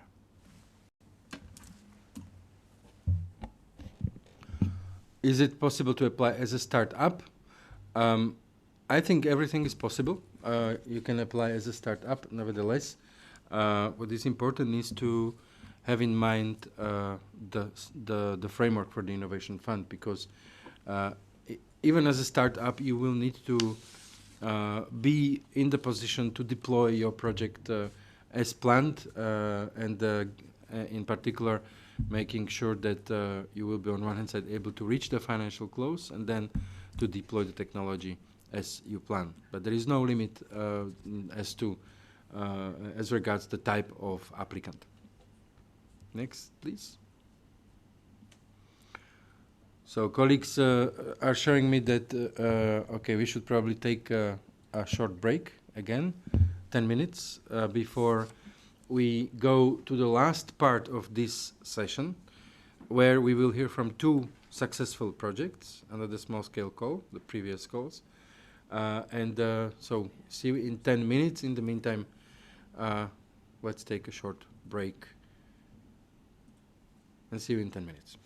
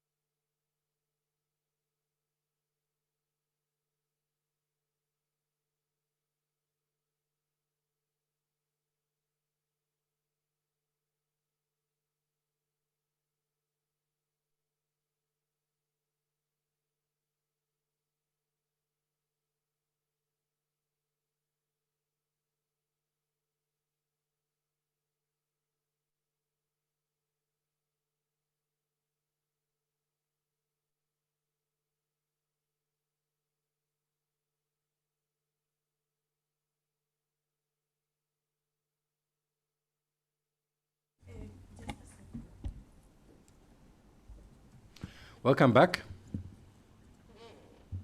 Yes, we can.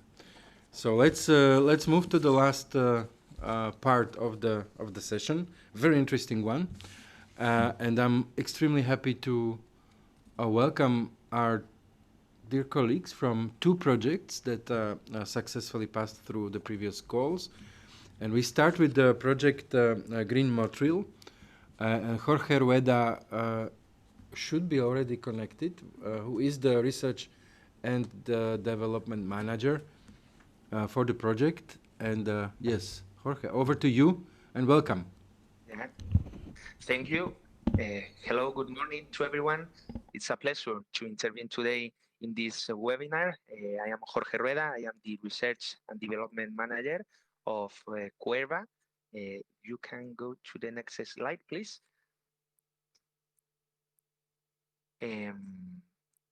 Yeah, so Cuerva is a SME, which is located in the south of Spain. We are a family-owned company with more than 80 years of experience in the energy sector. We are participating in projects related with renewable energy generation, electric distribution, energy commercialization, construction and industrial services, and energy services and digitalization. We are located in Granada, in the south of Spain, but we have a presence in 6 countries. We are almost 180 employees in the companies, and 20 people are involved in product, innovation, and research activities. Just to have a first approach to the team that was involved in the proposal that we get funded, we were 5 people directly involved during the proposal phase of the whole team of the product and innovation department. Next slide, please. So moving to the project, we were one of the first to get funds from this program. We presented the project on 2021 in the Innovation Fund Small Scale program. The project is called Green Motril. The development and operation of a green energy community in the port of Motril, which is a small port located in the south of Spain.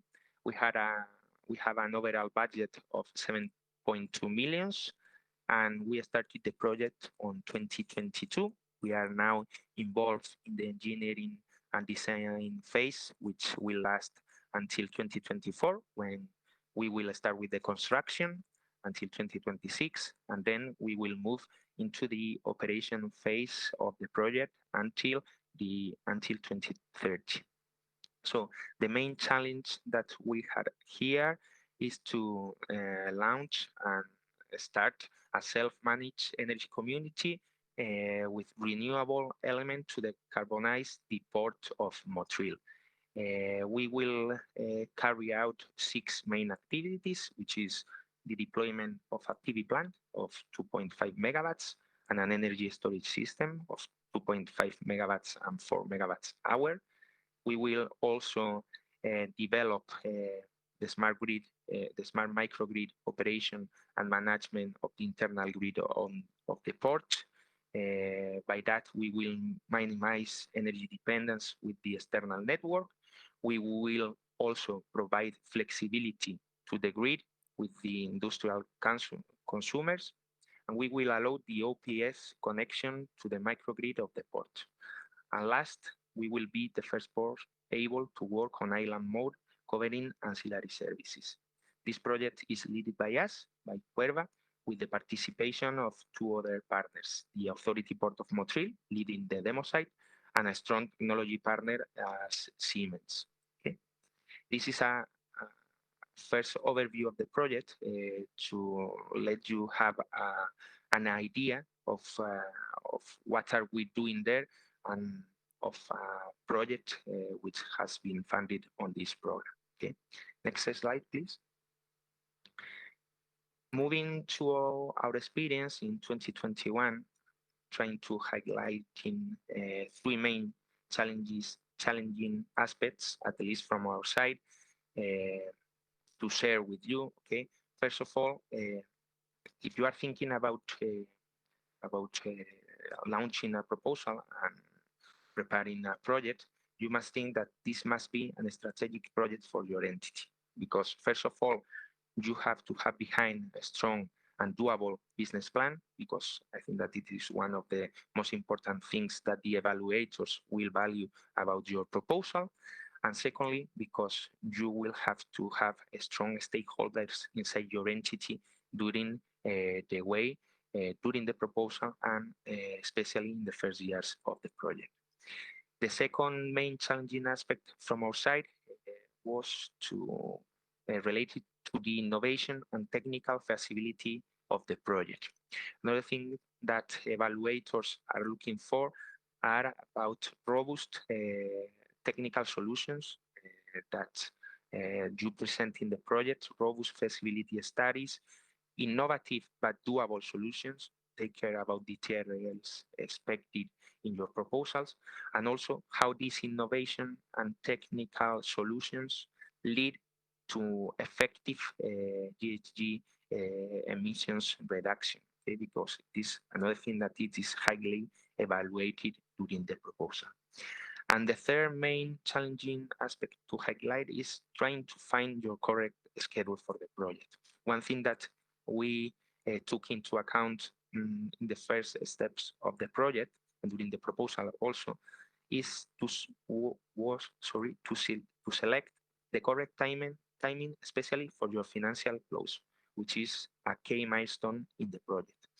And also trying to find the balance between the milestones and the deliverables expected in the proposals and in the project. Try to don't put so much deliverables, but also that you don't fall into a small number of them, okay? Maybe these are the three main challenging aspects during the application and the first phase of the project that we can give as our feedback, okay? Next slide, please. And then also from our experience, we last to build the proposal 5 months from scratch, okay? Directly involved in writing and starting with the documents needed by the Commission for the proposal, 2 months and a half, almost 3. Okay, I will suggest to go through these 8 steps. No? First of all, identifying your main challenges and the first approach for the project, also with the pre-selection of your partners, and to confirm with them that they want to be involved in the project, and trying to locate the resources that you need. Start doing a first business model of the project and solution, because that will help to engage strong stakeholders behind you. Again, this must be a strategic project for your company. The fourth step maybe will be to work on a first feasibility study with a technical revision of all the solutions that are expected in the project. Okay, that will lead also to identify the innovation potential. And then when you have all of that into mind, go then to a work breakdown structure, trying to define your work packages, deliverables, and milestones. Don't forget also about the Excel file and to work on the GHG emissions avoidance potential of your project. And finally, work until the deadline to refine the business model and the proposal. Okay, that may be our suggest to how to approach to a good proposal. And some tips from the proposal and execution. First of all, don't try to have the work breakdown structure with all the work packages or the deliverable milestone from the first step. Try to go back and first of all define the partners and the technology for your project, and start with the first version of the feasibility study. The second advice is that this is not an R&D project. Take care with the maturity of the solutions that you identify. Okay, the commission and the evaluators are looking for innovation, but also for doable things in the short term. And finally, it is a must to work on a strong business model. okay? Because financials are crucial for the proposal and also until the financial close in the first years of the project. So from our experience, if you have a strategic project, don't hesitate about it. If you have identified the technology, the partners, we work alone. We didn't need a consultancy firm behind us, so it's doable for a SME, for a small company or medium company to lead an innovation fund. The portal is friendly, so don't be aware of that, and trying to work on a good technical proposal and economical proposal. And from our experience, it has been a really productive and helpful experience to get support for a strategic project inside the company. So I would want to encourage anyone who wants to launch a proposal for this program, because our experience has been really great. Okay. Thank you. This is all from my side. I will be until the end of the webinar. If you have further questions, I will try to answer. Okay. Thank you again. Many thanks, Jorge, for your inputs and presentations. Very useful, and coming straight from project that is successful. I think it's very, very useful, and I hope it will be useful for all other participants. Let's move to the second project, Project BEAR, and I'm very happy to welcome Gorazd Krese from Slovenia, from Steklarna Hrastnik, who will present you another small-scale project's experience with the call and the key lessons learned. Gorazd, over to you. Thank you. So my name is Gorazd Krese, and today I'm going to show you on our example how you can succeed in a small-scale innovation fund call. So please, next slide. Particularly, I present Steklarna Hrastnik, and we are a manufacturer of premium container glass. And last December, we were granted the project BEAR for a hybrid regenerative glass furnace, which will enable us to reduce our greenhouse gas emission by 32% and also help us to save more than 50% of natural gas consumption. Next slide, please. So now I'm going to guide you to the critical evaluation points for innovation fund application based on our project. So next slide, please. So first, of course, you have to demonstrate that your project, your innovation goes beyond incremental innovation. So you need to exactly know what is the state-of-the-art technology you are competing with. So in our case, the state-of-the-art technology for container glass production is the so-called hybrid, so-called regenerative glass furnace, which you can see on the left. So how we go beyond incremental innovation is that currently the state-of-the-art furnaces have electric melting or boosting share below 10%. And with our project, we will bring the electricity or boosting share beyond 40%, for which a complete redesign and engineering of the furnace is required, including the control system, for which we will also apply digital twinning. So next slide, please. So, yeah, as you already heard today, and you probably know, the Innovation Fund is 100% funded by the EU emission trading system. So you have to provide a detailed calculation of the greenhouse gas emission avoidance potential.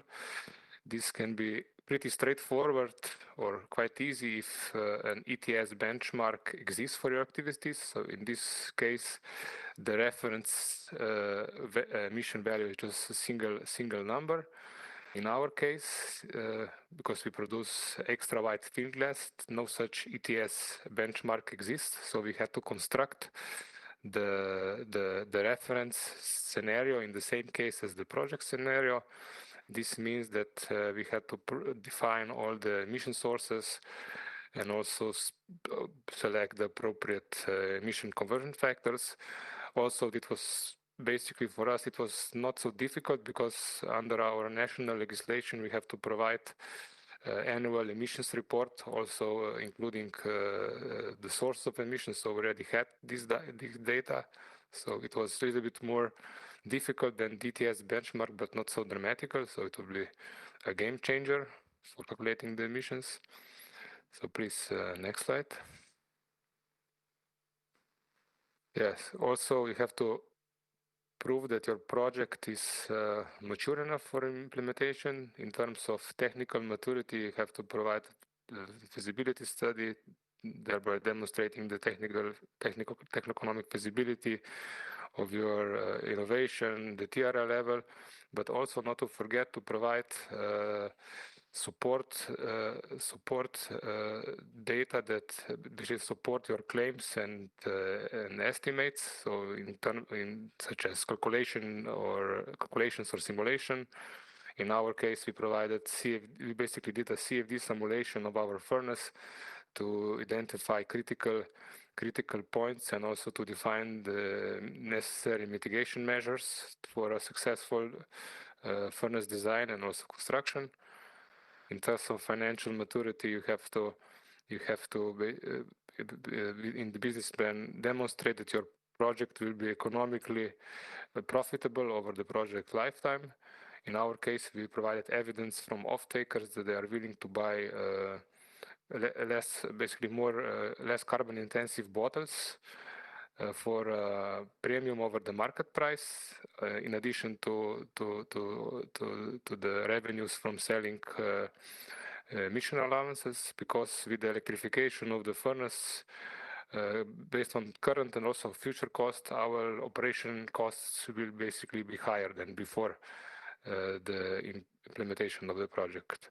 Here I would also like to emphasize that you try to estimate the relevant costs as accurately as possible, as during the grant preparation process you will have to provide a statement from an independent auditor that that basically prove the correctness of your costs. Here we helped ourselves with previous projects and also with offers from multiple suppliers.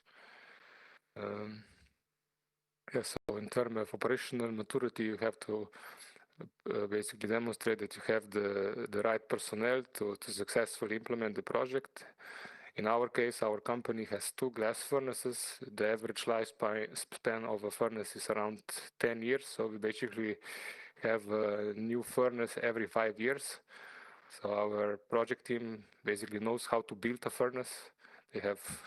Some of them have multiple decades of experience of building furnace. So for us, the operational maturity was also quite easy to demonstrate. So please, next slide. So your innovation doesn't have to be only innovative. It has to produce enough greenhouse gas emission savings and be mature, but it also has to be scalable beyond your demonstration. So in our case, end-fired regenerative furnaces represent around 60% of container glass production in Europe. So with the implementation of our technology, sector-wide, more than 90 million tons of CO2 can be avoided, and also more than 95 million megawatts of natural gas could be saved with sector-wide implementation of our furnace. Here, I would suggest you that you connect with your sector association, so you can estimate the potential of your innovation sector-wide, and also to get an idea if your innovation is also scalable beyond your sector. So in our case, it's also not only applicable to container glass, but also to other glass production, such as flat glass or glass fiber production. So please, next slide. Yeah, also an important factor is cost efficiency, which is basically just the ratio, as was already probably mentioned, ratio between the Innovation Fund grant and the greenhouse gas emission greenhouse gas emission and avoidance potential. Here, our experience that this is not our first innovation fund application, but the first successful one. We also had a small scale, basically a large scale innovation fund application, which basically was not competitive in terms of cost efficiency. But as you probably already know, you can modify the cost efficiency by basically lowering your innovation fund grant, thereby achieving a higher, basically a better metric in these terms. So last but not least, I would also like to tell you about one of the most important things for preparing a successful proposal, which is not mentioned in the call guidelines. This is that you have to have the right personnel with the appropriate skill set and experience, and also time also time to prepare all of the required documentation for the proposal. So please, next slide. So in our case, there was just a small team, like in Jorge's case, just a couple of engineers doing basically who did the around 250 pages of application documentation. And after the submission, we basically were considering to changing our company slogan from purity, passion, and heart to blood, sweat, and tears. So this is not meant to disencourage you, but just to basically take the application seriously. So basically, you can do it by yourself. It's not easy, but you can do it by yourself. But you have to have people who are basically fully dedicated to this task. This is not a part-time job, but it takes time, and yeah, it's not easy, but it's doable. But after the end, it's really worth it. So with this nice slide, I will conclude my presentation. So thank you. Many thanks, Goras, for this very interesting and very pertinent presentation.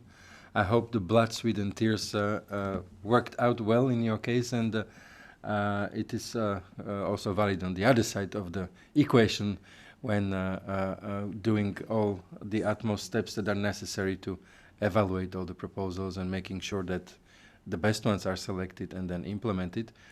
It is not easy. I think that is a good message, but it's doable, and I think that's the common understanding from all the projects that made it, that succeeded. Thank you for that. Maybe just a couple of remarks after your presentations. You both seem to refer to the necessary elements that mark the success of the project, which is start early, make sure that you understand what you want, make sure that you understand how you want to get there, and that you put together the correct team of people that are able to put this on paper, because that's at the end of the day what we see and what our experts are assessing, and all these elements are important.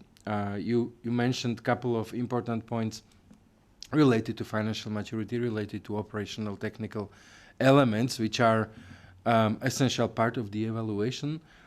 So I hope all these recommendations will be very useful for current or future applicants. And again, we can only encourage you to go ahead and continue with your application, and we hope that with this excellent feedback from projects, you will be able to navigate better in that respect. I'm checking whether we still have some questions that we can take, and let's do this. So let's again take one by one. So first, is a third-party feasibility analysis report needed to show technical and operational maturity? No, the feasibility study does not need to be a third-party report. It can be done by the applicant itself. But it's a mandatory document, indeed. Next slide, or next question. Subject. The deployment of innovative small wind tech in airports, who should apply? The technology provider or the airport customer? Any agreement needed? Again, this is a choice of an applicant to compose the consortium as fit best the needs of the project. Both parties can apply. Any of the two parties can apply. But what is important in particular for the financial maturity, but also operational maturity, is that there is a solid path evidenced when it comes to contractual setup of the project, when it comes to supply, when it comes to offtake, because these will influence not only your expected costs and revenues, but also the timing for the deployment, permitting, and so on. So it is important that whatever the setup is, you very clearly explain what it is, and you provide any available evidence, including any expected contract terms that you would need to mature should the project succeed.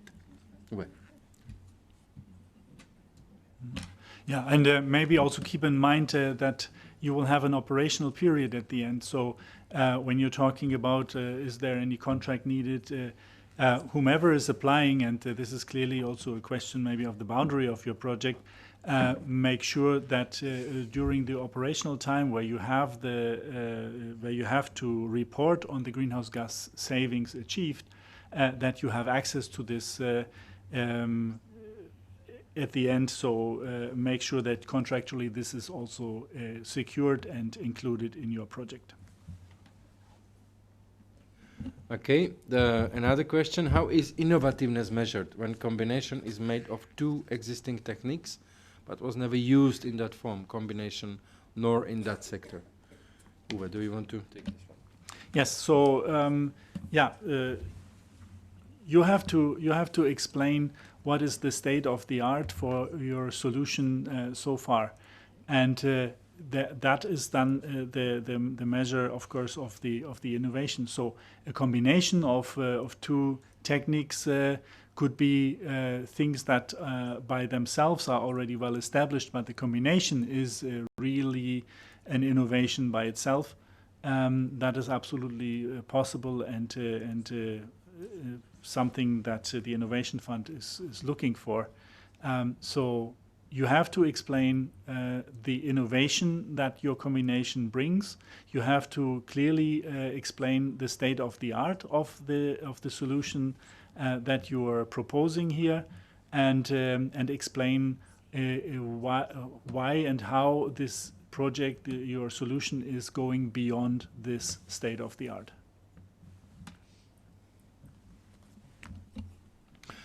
Next question: are you planning to change the relevant cost and greenhouse gas calculation methods of future calls? Yes, there will be some updates following the EU ETS directive revision. This does not apply for this call that is now open and where we are discussing about, but this may be the case for forthcoming calls that are coming up. And we are planning the next call towards the end of this year. There will be some slight adjustments to reflect the expanding scope. We will have more sectors probably to cover. And in the relevant costs methodology, we will try to simplify and unify the methods so that at the end of the day, it will be easy for you, the applicants, to calculate the relevant costs. So yes, it will come, but not in this call. So still, you need to follow the guidance that is already published with the call. Clarifying the grant structure: if we demonstrate 2.5 million of eligible costs, can we get 60%, i.e. 1.5 million covered by the grant?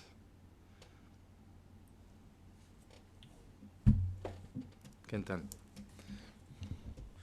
Yes, indeed. So if you could have minimum 2.5 million of eligible cost, so that's the lower threshold, and the higher threshold is 7.5 million of eligible cost. Eligible cost, as reminder, are capex, so eligible cost capex.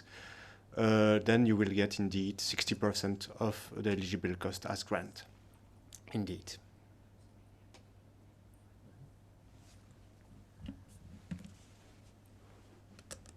Do you assess the maturity of the applicants, company, not project? Kentan, do you want to? No? So applicants have to be able to develop the project. So we will assess indeed financial maturity of the applicant, and we ask that the applicant provide them the financial statement. So the last 3 years of financial statement have to be provided in order for the expert to assess that indeed you have the means to develop the project. If you are a startup, I refer to our previous questions, and you obviously will not have these 3 years of financial statement, then you have to provide us how you fund yourself. What are you planning, your strategy to fund yourself? Will you raise money to investors, etc.? So then you have to provide us really a good plan. Yeah, maybe that is something to consider, especially for small companies, new companies, startups, SPVs, because many projects may be implemented through special purpose vehicles.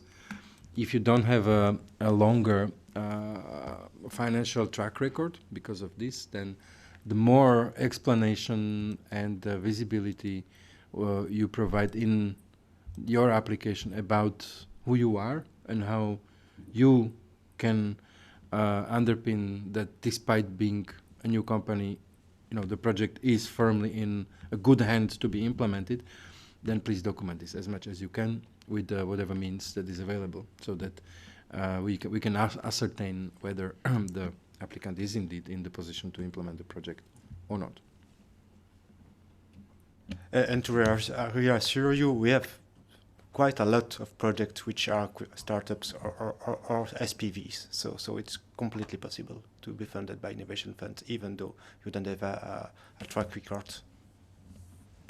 Okay, then next question related to relevant cost. You indicated that OPEX might be included in small-scale projects in the future. Is 60% funding expected also for the future? Any alterations for large-scale?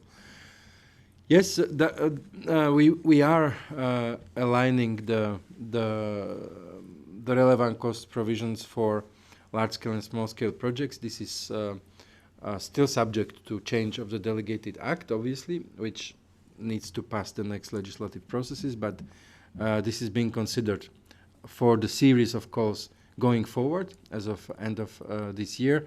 60% will, however, stay, because that is a requirement which is already included in the basic act, which is the EU ETS directive. So yes, we will stick with 60% going forward. Can we take probably some more questions?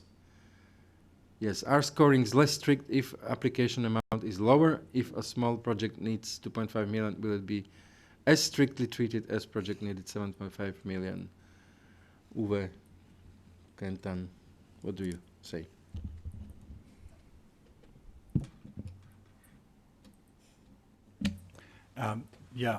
No.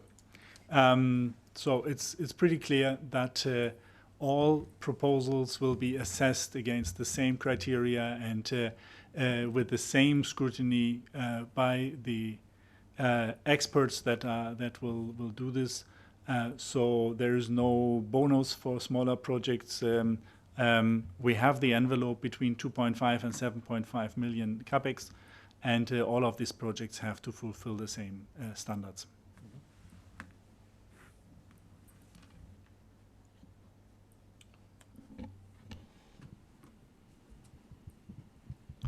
Okay, this is a good question. If we apply to other EU and national programs before the Innovation Fund deadline, but we don't know the result, should these grants be added to the relevant cost calculation file? Kentan. Yes, indeed. So if you rely on this grant to develop and implement your project, it should be added to the relevant cost calculator file.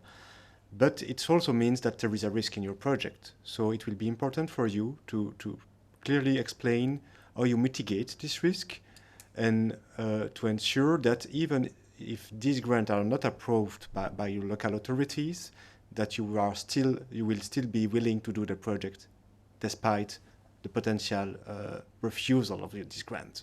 That's a key message and a key point. So indeed, if you rely on it, you have to add it, but then do not forget the mitigation plan.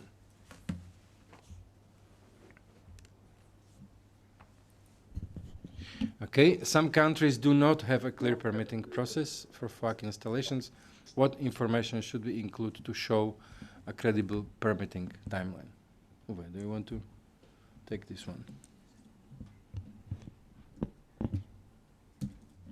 So, yeah, it's all coming back to the same point. You need to explain to the evaluators why you believe that your project can be successful. And so if there are difficulties, then you could, for example, address them in your risk assessment. But you need to explain why and how you will be successful with this project at the end, because how other could the evaluators accept the project if not even you are sure how you will get the permitting at the end. So be as clear as possible, explain why you believe that even though it's not fully clear yet, you will be successful at the end, because, yeah, as I said, if you don't believe that you can be successful, how can the evaluators be?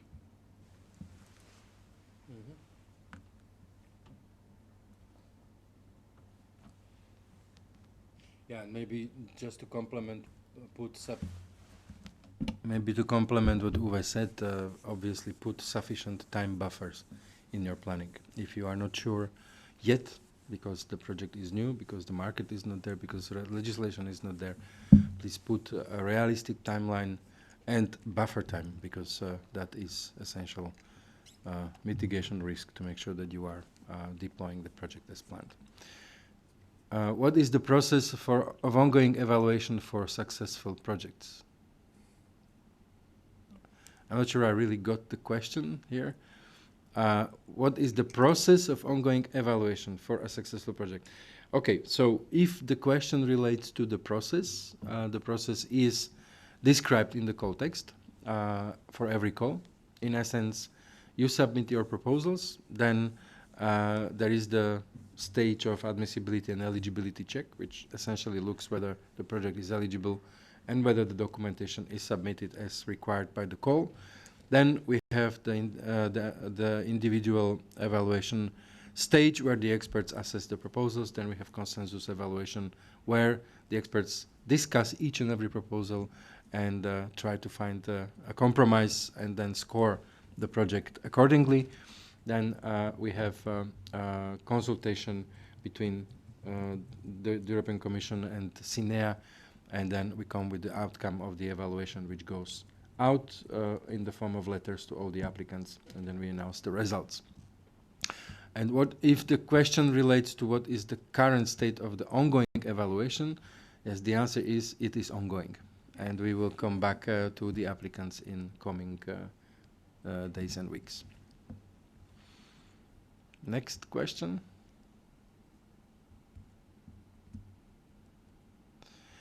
Is it a cascade evaluation used in this call? Yes, it is. It is described in the call text. So please read carefully the call text. It describes how the cascade works.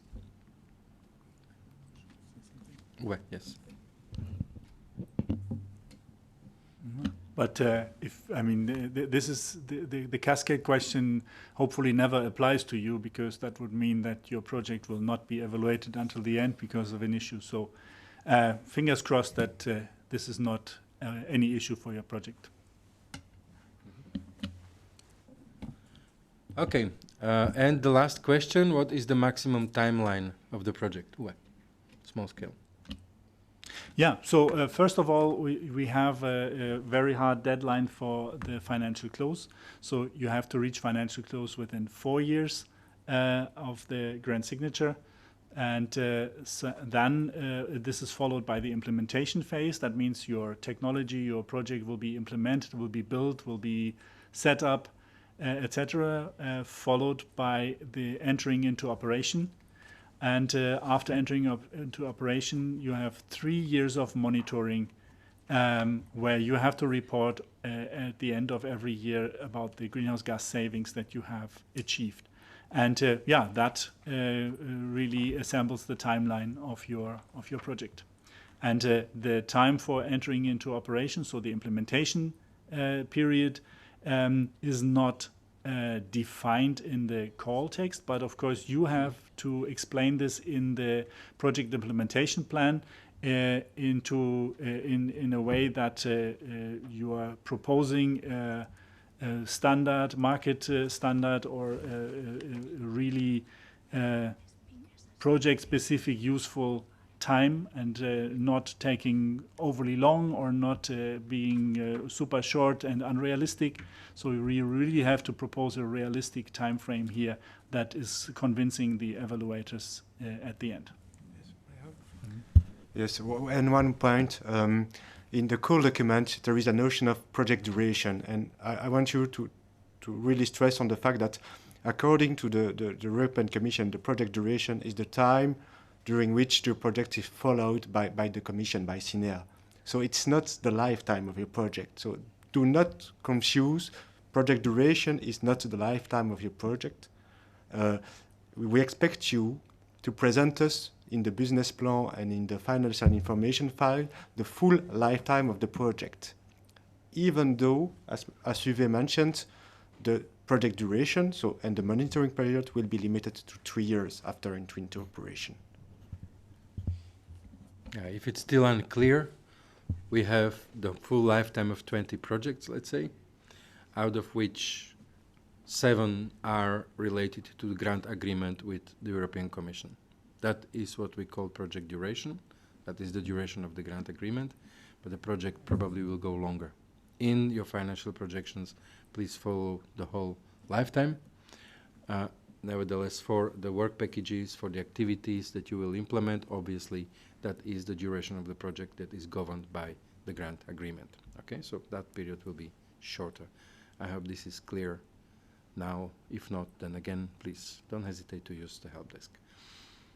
Okay, I'm looking at the colleagues. It seems that we have addressed all the questions, so let's move to the last part. And let me first of all thank wholeheartedly to Gorazd in Slovenia and Jorge in Spain for your presence, for excellent presentations.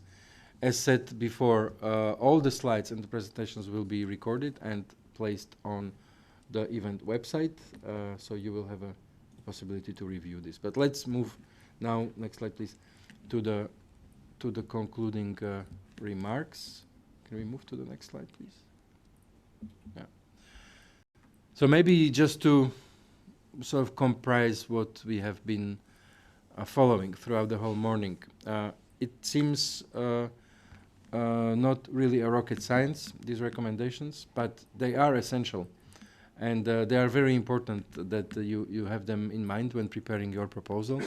The consistency is a very important failure factor in the submissions. If your data, if your numbers are not consistent across call documents, the evaluators will not be in the position to score you or to evaluate you properly. So please double check that if you have several entry points in your documentation, that your data, your numbers are consistent, are the same, and are well justified. This is really important because many projects face issues unnecessarily because of omissions, and it's really a pity if a project cannot go ahead because of major discrepancies in their data. If you have diverging data about what your requested grant is, obviously this is very clear case where the project cannot go ahead because you simply need to be clear on what you request. The question of realism and versus optimism, I think each and every project that we have in the portfolio is extremely ambitious. And that's simply the DNA of any innovative investment that is deployed. So please be always realistic, especially when it comes to planning, when it comes to steps, when it comes to where you are and where you need to be, and be as prescriptive as possible in your application. Describe in detail with a clear language the key elements, because this is important then to showcase that what you essentially plan to do will be possible to be done, given the space, given the time of your project. Then, of course, the point of legal and organizational structure. Again, how you organize yourself, how the consortium, where the consortium is needed, is composed, what are the critical relationships between parties, it's entirely your call, because we want the applicants to design a project that is making sense at the end of the day. But it is important that you describe well who you are, who your parties are, how you organize yourselves, and especially in the operational maturity, describe as well how will you make decisions, because this is essential part to understand how all the interlinkages will work, how the interdependencies will be included in the project and reflected, for instance, in the risk assessment. And then, of course, make sure everyone is on board, which relates not only to sort of generic letters of support that we saw in many applications, but it is essentially a commitment of parties to make this together, to deliver the project, to be fully on board as of the submission of your proposal. And it is important that you give sufficient evidence in the application so that it's crystal clear that you as an applicant, but also your parties, are with you together and are fully committed to the project. And it really is a success factor in many instances where there is undisputable evidence that, okay, these people know what they want and they are fully committed to deliver, despite the fact that many of the projects that we see are unprofitable or have very low return on investment, which is normal because we are dealing with innovative technologies. So outweighing the lower profitability with excellent and strong commitment is something that we are always very much looking forward, because that also gives the credibility of what you are intending to do. Okay, so I think these were the key points, just trying to summarize what we have heard in the morning. Next slide, please. And yes, there is a lot of information and help available, whether this is on our website or websites of DG CLIMA. We have done specific video tutorials for you to help you to fill in the application, to fill in the financial files, to fill in the greenhouse gas emission calculator. So please use some time and look at them, because they are out there and they are, I believe, helpful. There is a lot also on lessons learned and the recordings, such as this one, which will be published again. We will publish, and we are publishing the frequently asked questions. As Maria said at the beginning, please have a good look to the FAQs before you submit your question to the help desk, because many of the questions are already contained in the FAQ document. We have the network of national contact points. Again, they are all available at the link and at the CLIMA website. So you may also contact your party in your given member state. We have the Innovation Fund help desk available. So for any project-specific question, whether it is greenhouse gas emissions, whether it is relevant cost, the help desk is out there for you, and we are answering each and every question that is submitted, and it's still open. So use it once you reviewed the FAQs, where many questions can be already addressed. And of course, we have IT help desk in case you would have issues with submission itself. Next slide, please. And here, we wanted to show where you will find those useful guidelines. And this is all on CINEA website. So you will, if you go there, if you go to the Innovation Fund, you will see the tutorials there. You just need to click on it, and then it pops up on your screen, and you can watch it directly. And we hope this is a good help that is out there. So please use it. Next slide, please. Okay, and I think we are coming towards the end. Now, what are the next steps? We said already at the beginning that this call, the small scale call 22, will close on the 19th of September. So that is the deadline for submission of your proposals. But of course, please reserve sufficient time before closing, because it's a tragedy if a project that is ready is submitted 1 second after the system closes down for IT bug or any other issue. So yes, 19th of September is the deadline.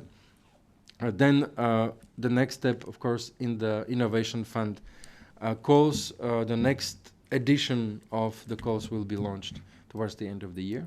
And again, we will come to the public space once the key decisions are taken on the composition, timing, and budget. So please follow us, and we will be also publicly informing about these steps.